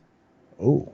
See, this is why it's great doing this kind of work with. I know. It's like I'm not, because somebody's like, "Oh, do this," and then, or just a plane with a ramp is another way. But let's try the vignette. That sounds interesting. I've never done that. Composition? No. I'll also look for it. Redshift camera. Bloom color. Film settings. No. Oh, under exposure, there's a vignetting setting. Oh, there we go. Doop. Why won't you vignette? Seeing it do anything. All right, now I'm thinking just a plain. Yeah.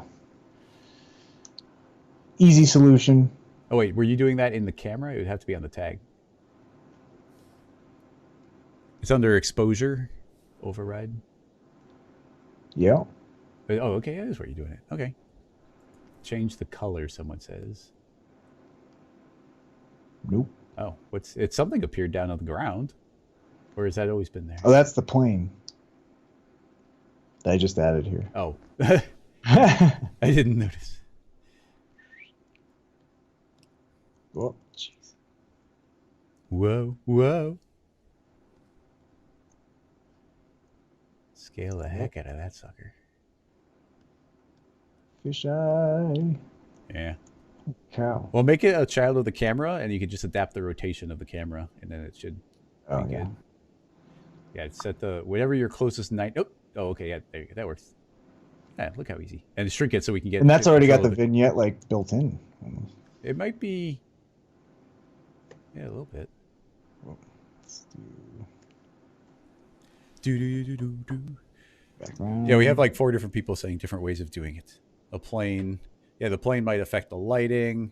Yeah. Somebody saying to do. But that's also good if you want like that backlight from the.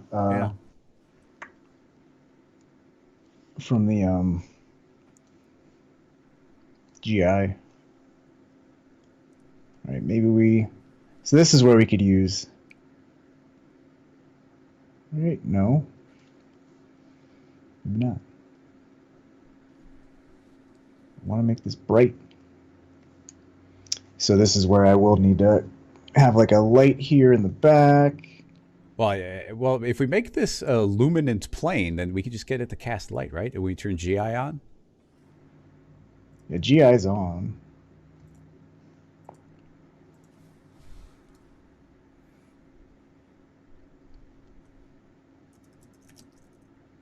Yeah, I just need to change the lights here. Whoops. Scale it down to nothing.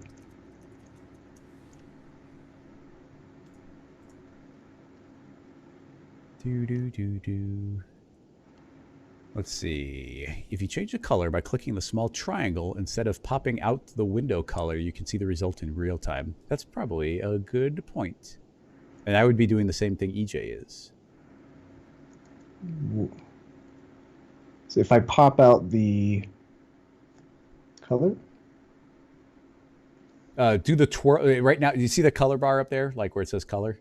Yeah. I think what we've been doing is double clicking the color and opening the window. But if you leave it here, it'll automatically update. So that's when it comes to a real-time renderer, that's probably a good. Yeah, that's true. Yep. Pro tip. Oh yeah, Basil, that's a good point. There's probably There's a background image setting in a dome light. That's not the path we're going down now, but I will keep that in mind in the future. Oh, in the dome light. That's right. Yep. Because I have a dome light already in here. You can. Yeah, we could have just turned on the background and thrown in a gradient or something. Okay. It's a little blown out now.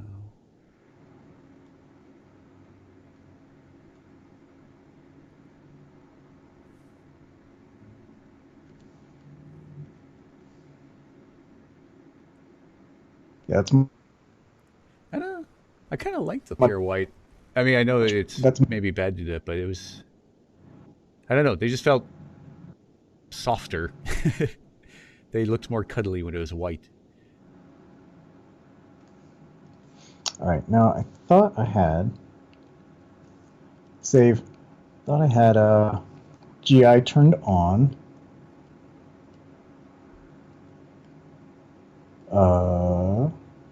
Oh.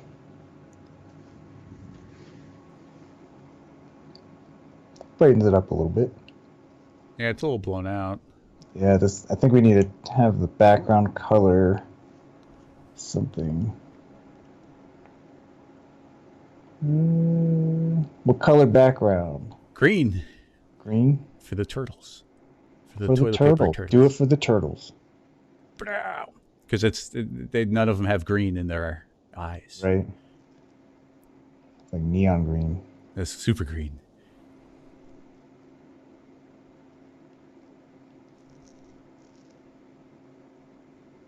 Just a little subtle green.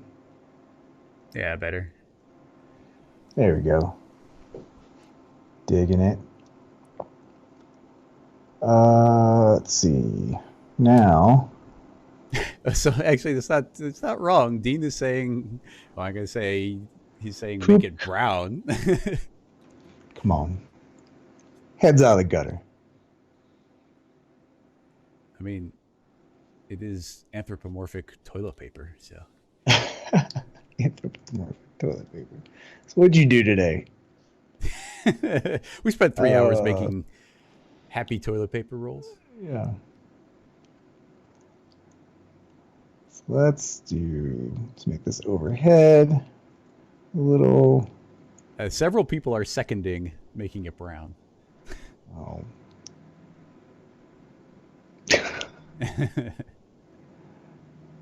It's brown, flush I it mean, down. it's on brand for it. So Yeah. Let's see. See what it looks like brown. a nice, rich, chocolatey brown.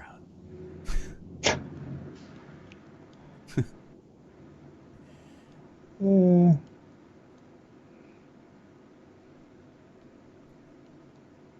it's like a tan. Yeah, it's tan. Maybe from a baby. Maybe a chocolatey. Yeah, chocolatey. There we It's go. like skin color. We need that. We need to illuminate the center or get a radial or a circular gradient on there, like some sort of brighter in the center, darker in the Yeah. outside. It's milk chocolatey brown. I think it looks nice. Yeah, let's see.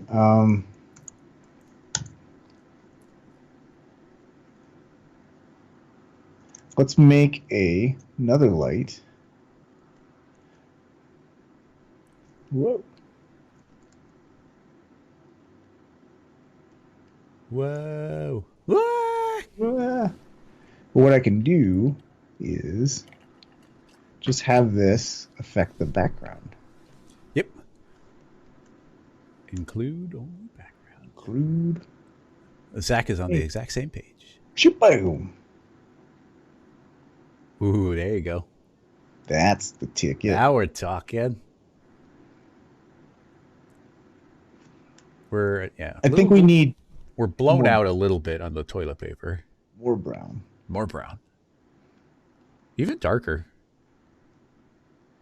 Dark, rich brown. Going to Brown Town. Oh, not that much. Split the difference.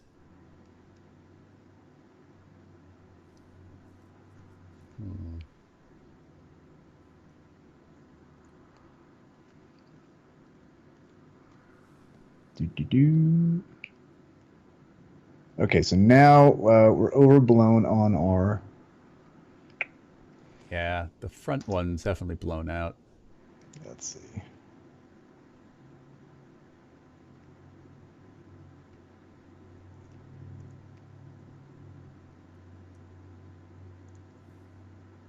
Yeah. Everybody just wants to lower the intensity.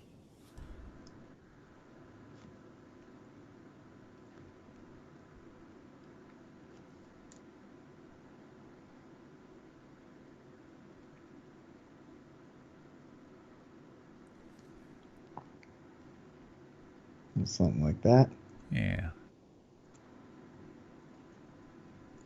Not the exposure. Actually, I think Someone these says, we make don't sure it's want. intensity. I think for these That's we better, don't though. want to affect the plane. There we go. Yeah, that's better. Just More have this 3D. background light illuminating everything. Got that vignette. And then what? We want to... Well, let's, I guess, see what you got there. They looked actually pretty balanced, but now they're getting blown out again. I'm not sure we just changed, but it did seem balanced for a second. So those are two bright.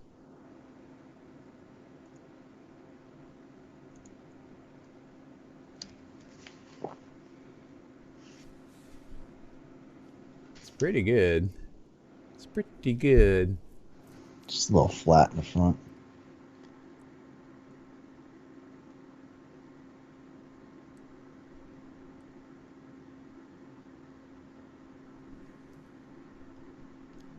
Some rim light in the left, someone says. Yep. On it. I want to make another light. This can just be a nice overhead light.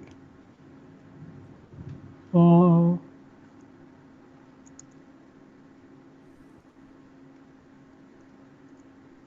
Use a spotlight. Well, we gotta go. I do appreciate all the feedback from everybody, but we can't. We can't. All these art directors here, yeah. man. We Just got a 5 chat full of art simultaneous. directors. All right.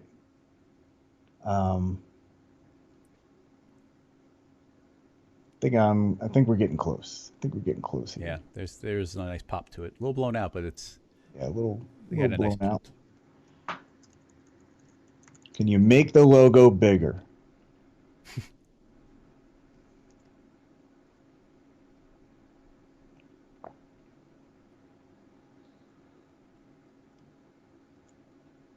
Yeah, this is a weird episode. One for the ages. Hey, it's your first live remote live stream. It had to be something a little bit different. Yeah, it certainly is. All right. Herrerasaurus is saying, could they be napkins instead? Toilet or paper towel rolls are the furthest we'll go. Now this guy facing directly on is kind of bothering me. So well, it's the front's super blown out too.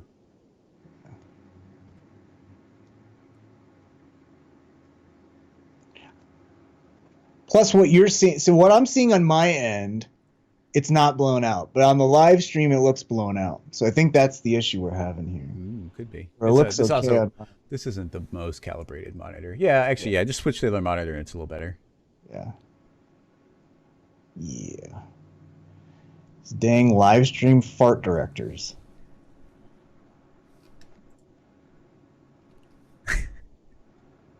Okay, now it's blown out. I shouldn't have moved that. Okay. Well, everybody seems to approve. Okay. Of the path we've taken. Okay. This does not look blown out where I'm sitting. Okay, if you say so. It does look like that on mine, but yeah, because I see on the live stream it is kind of blown out. So it looks better on my end, but yeah, that one side looks blown out, but it's looking good. So one thing is there, I know in Octane there's like a render setting where you can clamp cutoff thresholds. No. I think it'd also be a good idea to throw on some sort of Redshift subdivision on the sheets, because definitely that bottom one you can see some curling. I'm not sure what the best setting would be. Good call.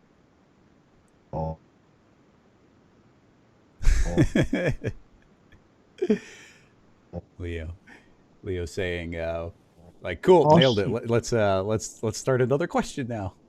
Start the next scene. 3 more hours. Let's do it. Oh yeah, it's true though. We are now in the longest episode of the season, at least. I've gone 3 hours, but and now all we did was toilet paper. But I answered one quick one about a mattress. We all learned something about each other today. I think that's the most important thing. We learned a lot about the chat as well. Yeah, I think the chat the toilet paper really quick. Chat really brought it today. Geometry override enabled. Ooh, looks nice already. I think let's do 8. I think that looks good, actually. I always want to say that this is limit out of frustration tessellation. Limit out of frustration. Yeah. I'm so angry at this. Okay. I do agree with that. Crossfader is saying that the red. Some of the I know we were going for the turtles, but the red is the dominant color here, and it's kind of clashing with the background. Like the purple and the blue are like nice and soft. Oh, sure. The red is kind of screaming. Cooler, so we can pull away from the turtles and do whatever we want.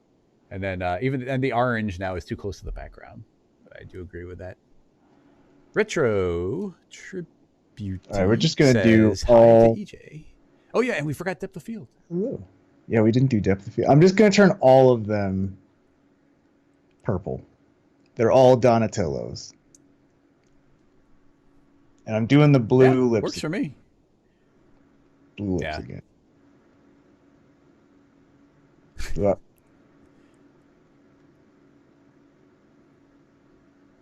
Boom. Save. Depth of field. Depth of field. DOF.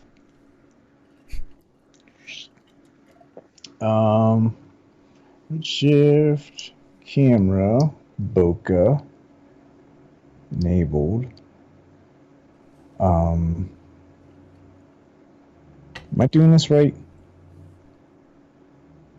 Direct focus distance from camera? No.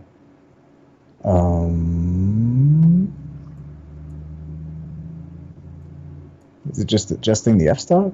No. I always just thought it was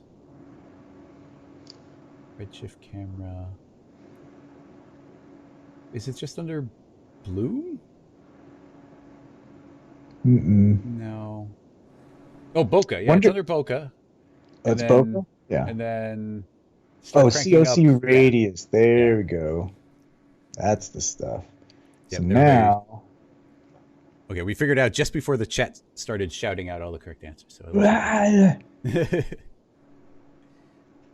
so focus on this guy. And then... Yep, circle of confusion. Circle of confusion. I think... what did I change here? All right, I changed something...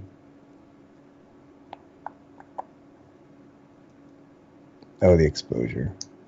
Just get that back to where it was. How's the art directors doing? They like that amount of confusion? Dean is saying motion blur would work better than COC, but we'd have to have it moving then. So that's not going to happen. That's a little tougher. I don't. Yeah, I know you could move the camera, but I mean, it would be cool, but I just don't think we're going to go that direction. Whoa, what is happening? Oh. You can actually adjust the offset or the aspect. Yeah. And it kind of looks like they're moving. Yeah, it's not front to back, but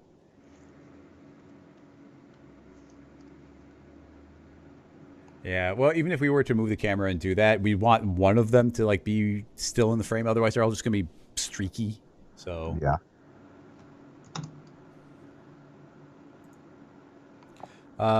Johnny is saying that he's used to Arnold and some Octane, but it's feeling like Redshift is a little bit weirder and maybe more complicated. That could just be the way we're using it, that we're making it seem unelegant because the two of us are okay at stumbling around in it, but we're two not of us put together are amateur Redshift artists.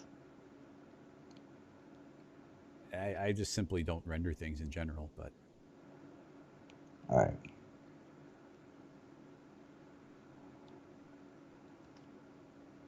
Is there a way to adjust like how much how you can in regular render you can adjust exactly what that distance is from that focal distance it's in? I think it's just the COC, just a circle of confusion. Because like if I want to blur this all the way out, I can't if I want to focus on this, I can't extend that depth. You know? Oh, I don't know such things. Yeah. All right. Let's just do 2. Call it done. Let's put a LUT on it. Oh, a LUT. Let's LUT. Whoa. Whoa. Whoa. That's like a horror goodness. film. Are these LUTs that just come with it, or? Yeah, they're not the best. Yeah, they're all pretty intense. What's Carbon Saber? That's it's very Carbon Sabery. I don't know what that is. Warm Honey. Sinister. Prune. Rain. Slog. Titan. Yeah, I don't know. None of them were doing it for me. Like, you had it pretty well dialed in. Yeah. Yeah, let's not do any of these. Oh, what happened now? What happened? Is that? I guess that's. Wow. So I guess that's. Yeah, I think that's looking good. And then one of the things I thought was like a render artifact is just the toilet paper folded in on itself. So I had to blow my screen up bigger. So, oh yeah. They're so happy.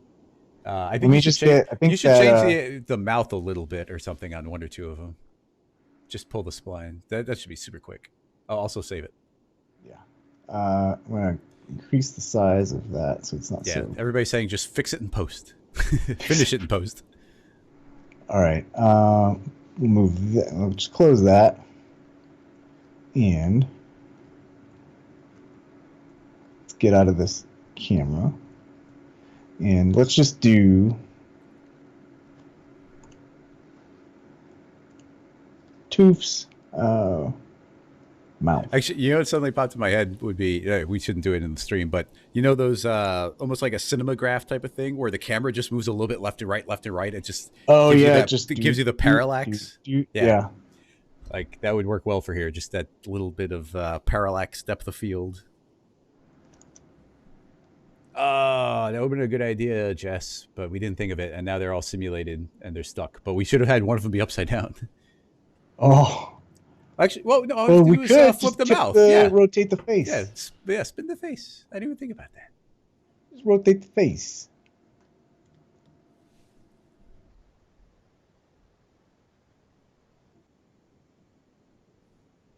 Nice. I'm not seeing the Bezier handles here. Oh yeah, well, it's just the Redshift lighting. Change the display, or change your display mode to a non-textured, like quick shading. There we go. Yeah.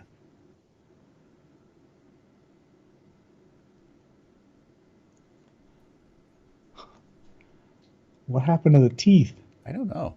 I think they flipped their orientation. You'll have to offset them again. Well, maybe that one just doesn't have teeth. They can all be a little different. Okay. Yeah, no teeth. Got his teeth knocked out by those spheres we're bashing at him.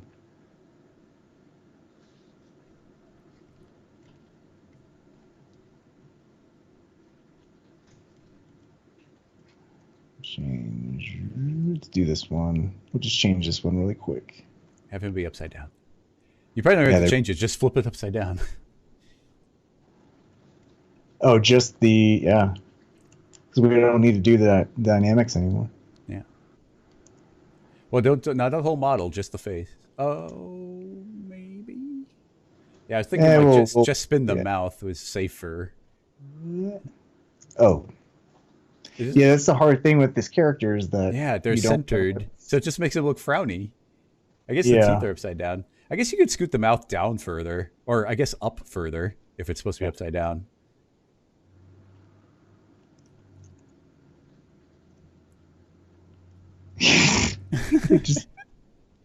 And see, now he's right side up. Move the eyes down a little and the mouth up a little, and I think it'll read as upside down. A little. Yeah. And there we go. The mouth up a little, and then I think it'll read really clearly it's upside down. Yeah, that looks upside down. Yeah, I think so. Yeah, just as long as you have the mouth up a little bit. Yeah, that's the thing with these mouths. When you have them centered like that. Yeah, your brain just fills them in. Yeah. Yeah.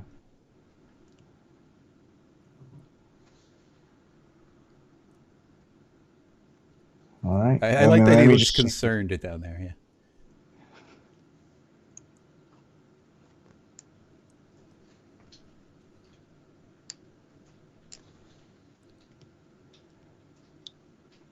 This one can look a little concerned. You can be like, oh, God. He's looking a little cheeky there. Ooh. This one will be a little more unsure. Well, have the mouth open like the top and bottom point. Move them up so it's kind of like an O shape. Like, ah! Well, I have one guy that's like that. Oh, you already like that? I missed it. Ooh. Yeah, the teeth are flipping. That's very weird. Yeah, it's just the way splines behave. Yeah, they don't have a rail, so... Right. So this one can just lose the teeth. Yeah. Or you could give him a whole mouthful of teeth. Toofs, goodbye. This one's like, oh. Okay. All right, let's go back into our fisheye. Save. Redshift. Render view. Good.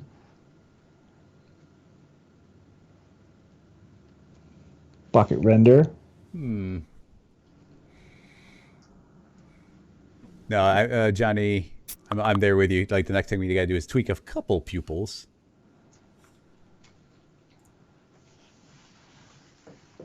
Oh, I had them changed, but yeah.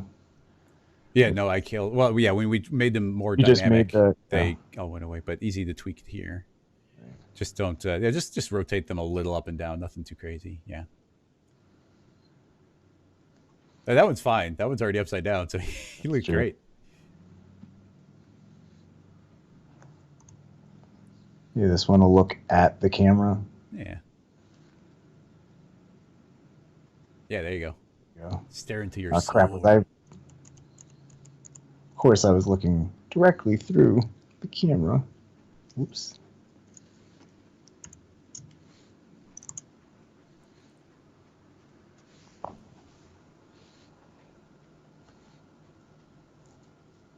Yeah, now he's happy. Yeah, let's turn down this dome light. A little more contrast there.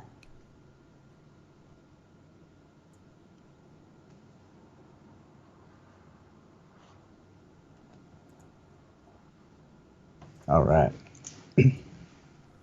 TP done. TP done.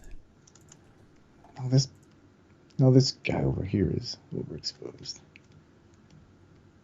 Oh yeah. When did that happen? All right. I call that a successful live stream. And Scene.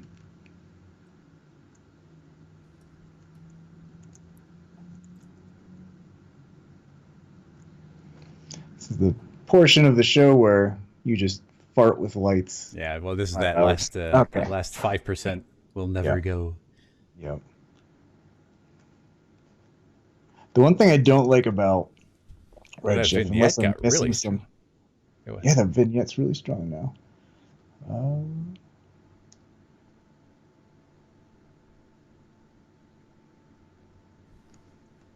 Kind of like a little darker anyway. It makes it less orange Yeah. and more brown. Yep. Yeah, just make it a little bigger and then Whoa. less bright.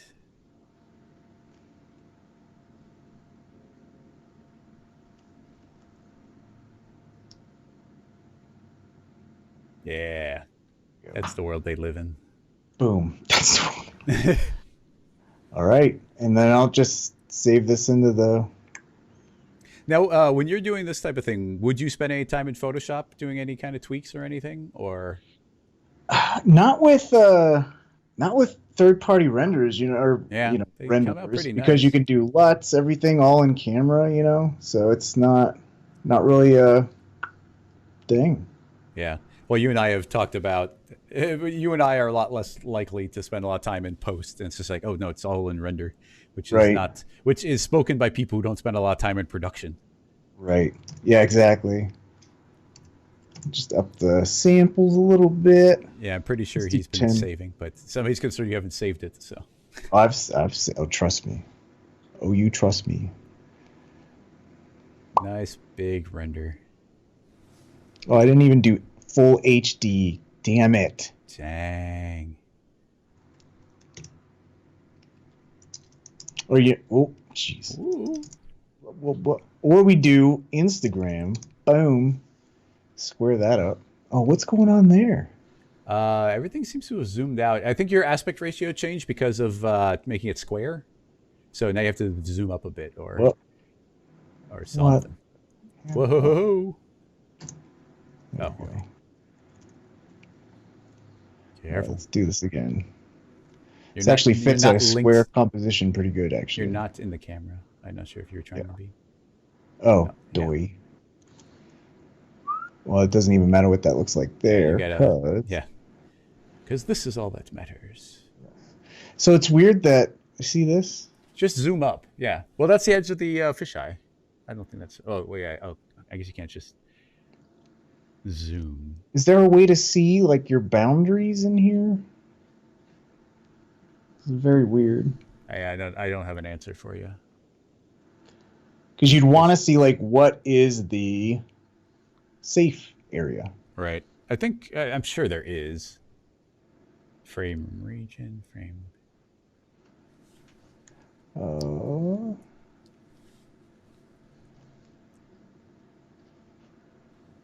Oh well. Anyone?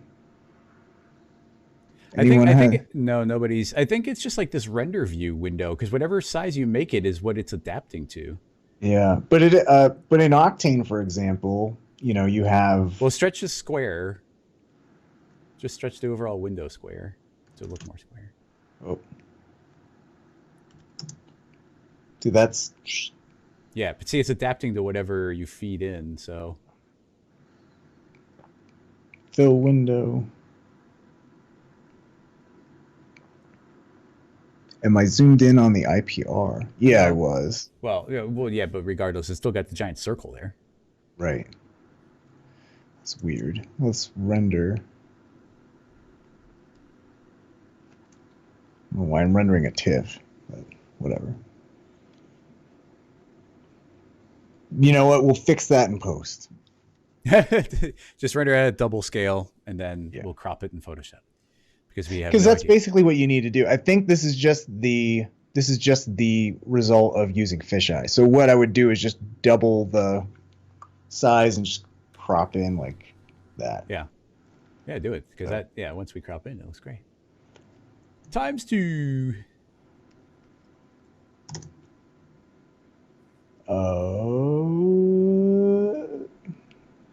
PNG. There you go. 16-bit.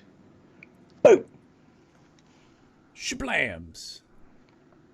Once this is rendered, we'll call it. Well, we got to crop it, and then we can call it. Never used a fisheye camera before. Yeah, I think this is just the... Yeah, we'll paint out. Yeah, just paint it out. All right, let's... See, it looks blown out on your end, but it's good over here. Yeah, no, the screen is not... I actually usually have my Cintiq screen, but my brother wanted to borrow it, so I borrow his monitor instead, and this is not calibrated for like art stuff. So I have to not trust my screen. Let's go into Photoshop. Photoshop. Little koala preview. Yeah, little koala guy, yeah. Oh, you'll see that on Instagram soon. You saw it here first, folks. Size. Is this the right? I can't remember if it's canvas or... Oh, no, well, what I would do... Well, no, it's a hit cancel. I don't want the proper... I just select all. Copy. So Control A, Control C. And now crop it and then paste it in and move it wherever the heck you want. What? Yeah, now crop it however you are wanting. You copied and not just duplicated, right? The copy was important. But now you don't know what size this is. It's a ratio. Yeah, but you need your 1080. All I wanted you to go. The way you were... Oh, okay, nice. But the way you were doing it was fine. I just wanted you to copy the image first so you could paste it in. But yeah, canvas size is what we're trying to do. There we have it. Ta-da. Save. Save that in the shared folder. Is that in the shared folder? Yes. Nice. Alrighty. Oh, man. All right, so let's pop that up full screen, and then let's chat. We'll close it out with the chat, and then we'll be done. Oh, look at him. That's awesome. Like once you zoom up and you see the curvature and you get the little... You get the little texture there. The line is important. The little bit of texture. Mm-hmm. And now you're... Now, if we really wanted to go, we would have offset that. We would have offset this on all of them. I was going to suggest that, and I was like, eh. Yeah. And there is this little thing going on there. Yeah, I guess we'll fix it. We'll fix it. Just clone stamp that one. Oh, whoa. Whoa. All right. All right. Yeah, the rightmost one is happy. He's just like, whee! He's just like, yeah, everyone else is freaking out. Well, the front one's cool. But this one's like, I don't know about this. Yeah. Upside down is definitely concerned. Yep. I have concerns. Yep. 1 million hearts on Instagram. Thank you. I think so too. Yep. No, this don't worry. This is going on Instagram. Oh yeah. So you could just paint this out. Let's get that. Let's get that. What is the magic magic thingy tool? Zoom way up.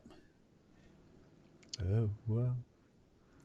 See, boom, magic thingy tool. Done. Save.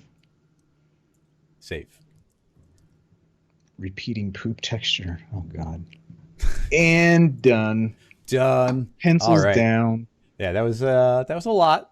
It was intense for what we ended up with here, but I think they're cool. I like them. Okay, I'm gonna jump us to chat screen here if it works. Hey. Boom.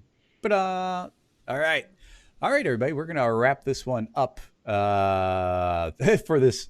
Oh man, we're heading talking about towards TP after 3 hours. I think we all need to. We're rapidly heading to. No, I mean it's supposed to end at 4, so we're almost 2 hours over. So we've almost gone. We're heading towards 4 hours at this point. So much better than another half hour with simulation. You both make my day in these strange times. Stay healthy, keep social distancing. Thank you so much. I'm glad, if there's gonna be a time to just goof around, it's these times. Yeah, just make your own fun. You got to do what you got to do. Yeah. So yeah, it was a weird one and fun, but you know what? This was fun, and I'll see. It was 1 a.m. in Greece. Wow. Wow, killing Thanks for it. staying up. Who's it latest for? That's a good 4:30. question. Is that 4:30 like in the morning or 4:30 in like the late afternoon? Because that's an important distinction. I guess it can't. It has to be in the morning because it's almost the same time as here, and there's no way on the other side of the planet it's different. But that's super crazy. And you know, I'm sure this is not the last time we'll get EJ on the stream. So, Oh yeah, this is fun. Yeah, this was really cool. 4:13 in the morning in India. Wow. Yikes! Thanks for staying up. Yeah, that's crazy. About midnight in France. So yeah, this should wrap this up. I guess we'll just cover the last basics. All these scene files will be available on Patreon. Thank you so much, everybody, for supporting it. There'll be a bonus stream tomorrow. And then let's see. Trying to think of other news things. Do you have anything coming up? Any other streams you're involved in or anything, EJ? I think the marathon streams will pause for a while. Yeah, you do Monday, Tuesday, Wednesday, nonstop streaming from you. Yeah, the one thing that we can announce is that we did a kind of internal like School Motion alumni live stream and Ryan Summers was doing reel reviews. It was a runaway hit, so we're going to be opening that up to the general public sometime soon. So if you want to, I'm sure we'll be putting out information for the people that want to get their reels reviewed by Ryan Summers, who's an amazing creative director. He used to work at Digital Kitchen.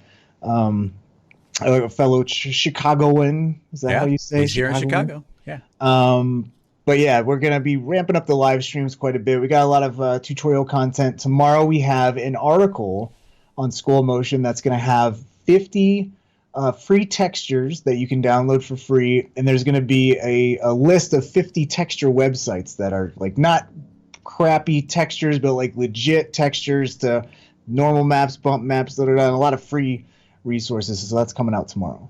Nice. Yeah, there's a lot of cool stuff coming out of School of Motion right now. Joel's asking about the Maxon NAB stream, and I think both of us are presenting from that, right? Yes, that's true. Yeah. Yeah. Maybe that'll be my next live stream. We'll see.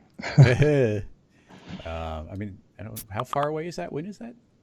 That's I think that's a little less than a month away. Yeah, that's enough time, I think. Yeah. Let's see. Yeah, that should wrap this up. Thanks for the link in there, Pro Tools. If you want to continue the conversation, we've got a Rocket Lasso Slack channel. You can get to it by going to rocketlassoslack.com and you just pop right in. And so all the same people will be in there chatting and answering and asking questions. So it's really fun. Okay, see everybody on the bonus stream tomorrow for Patreon, and otherwise I'll see everybody Wednesday. Thank you so much, EJ. Everybody make sure, you're probably already following EJ. It's like almost impossible that you're not, so make sure you are following him on Instagram and all that so we can post our nice render today on it, and that should wrap this one up. Thanks so much, everybody, and see you next time. Bye bye. Thanks, Chris. Bye bye.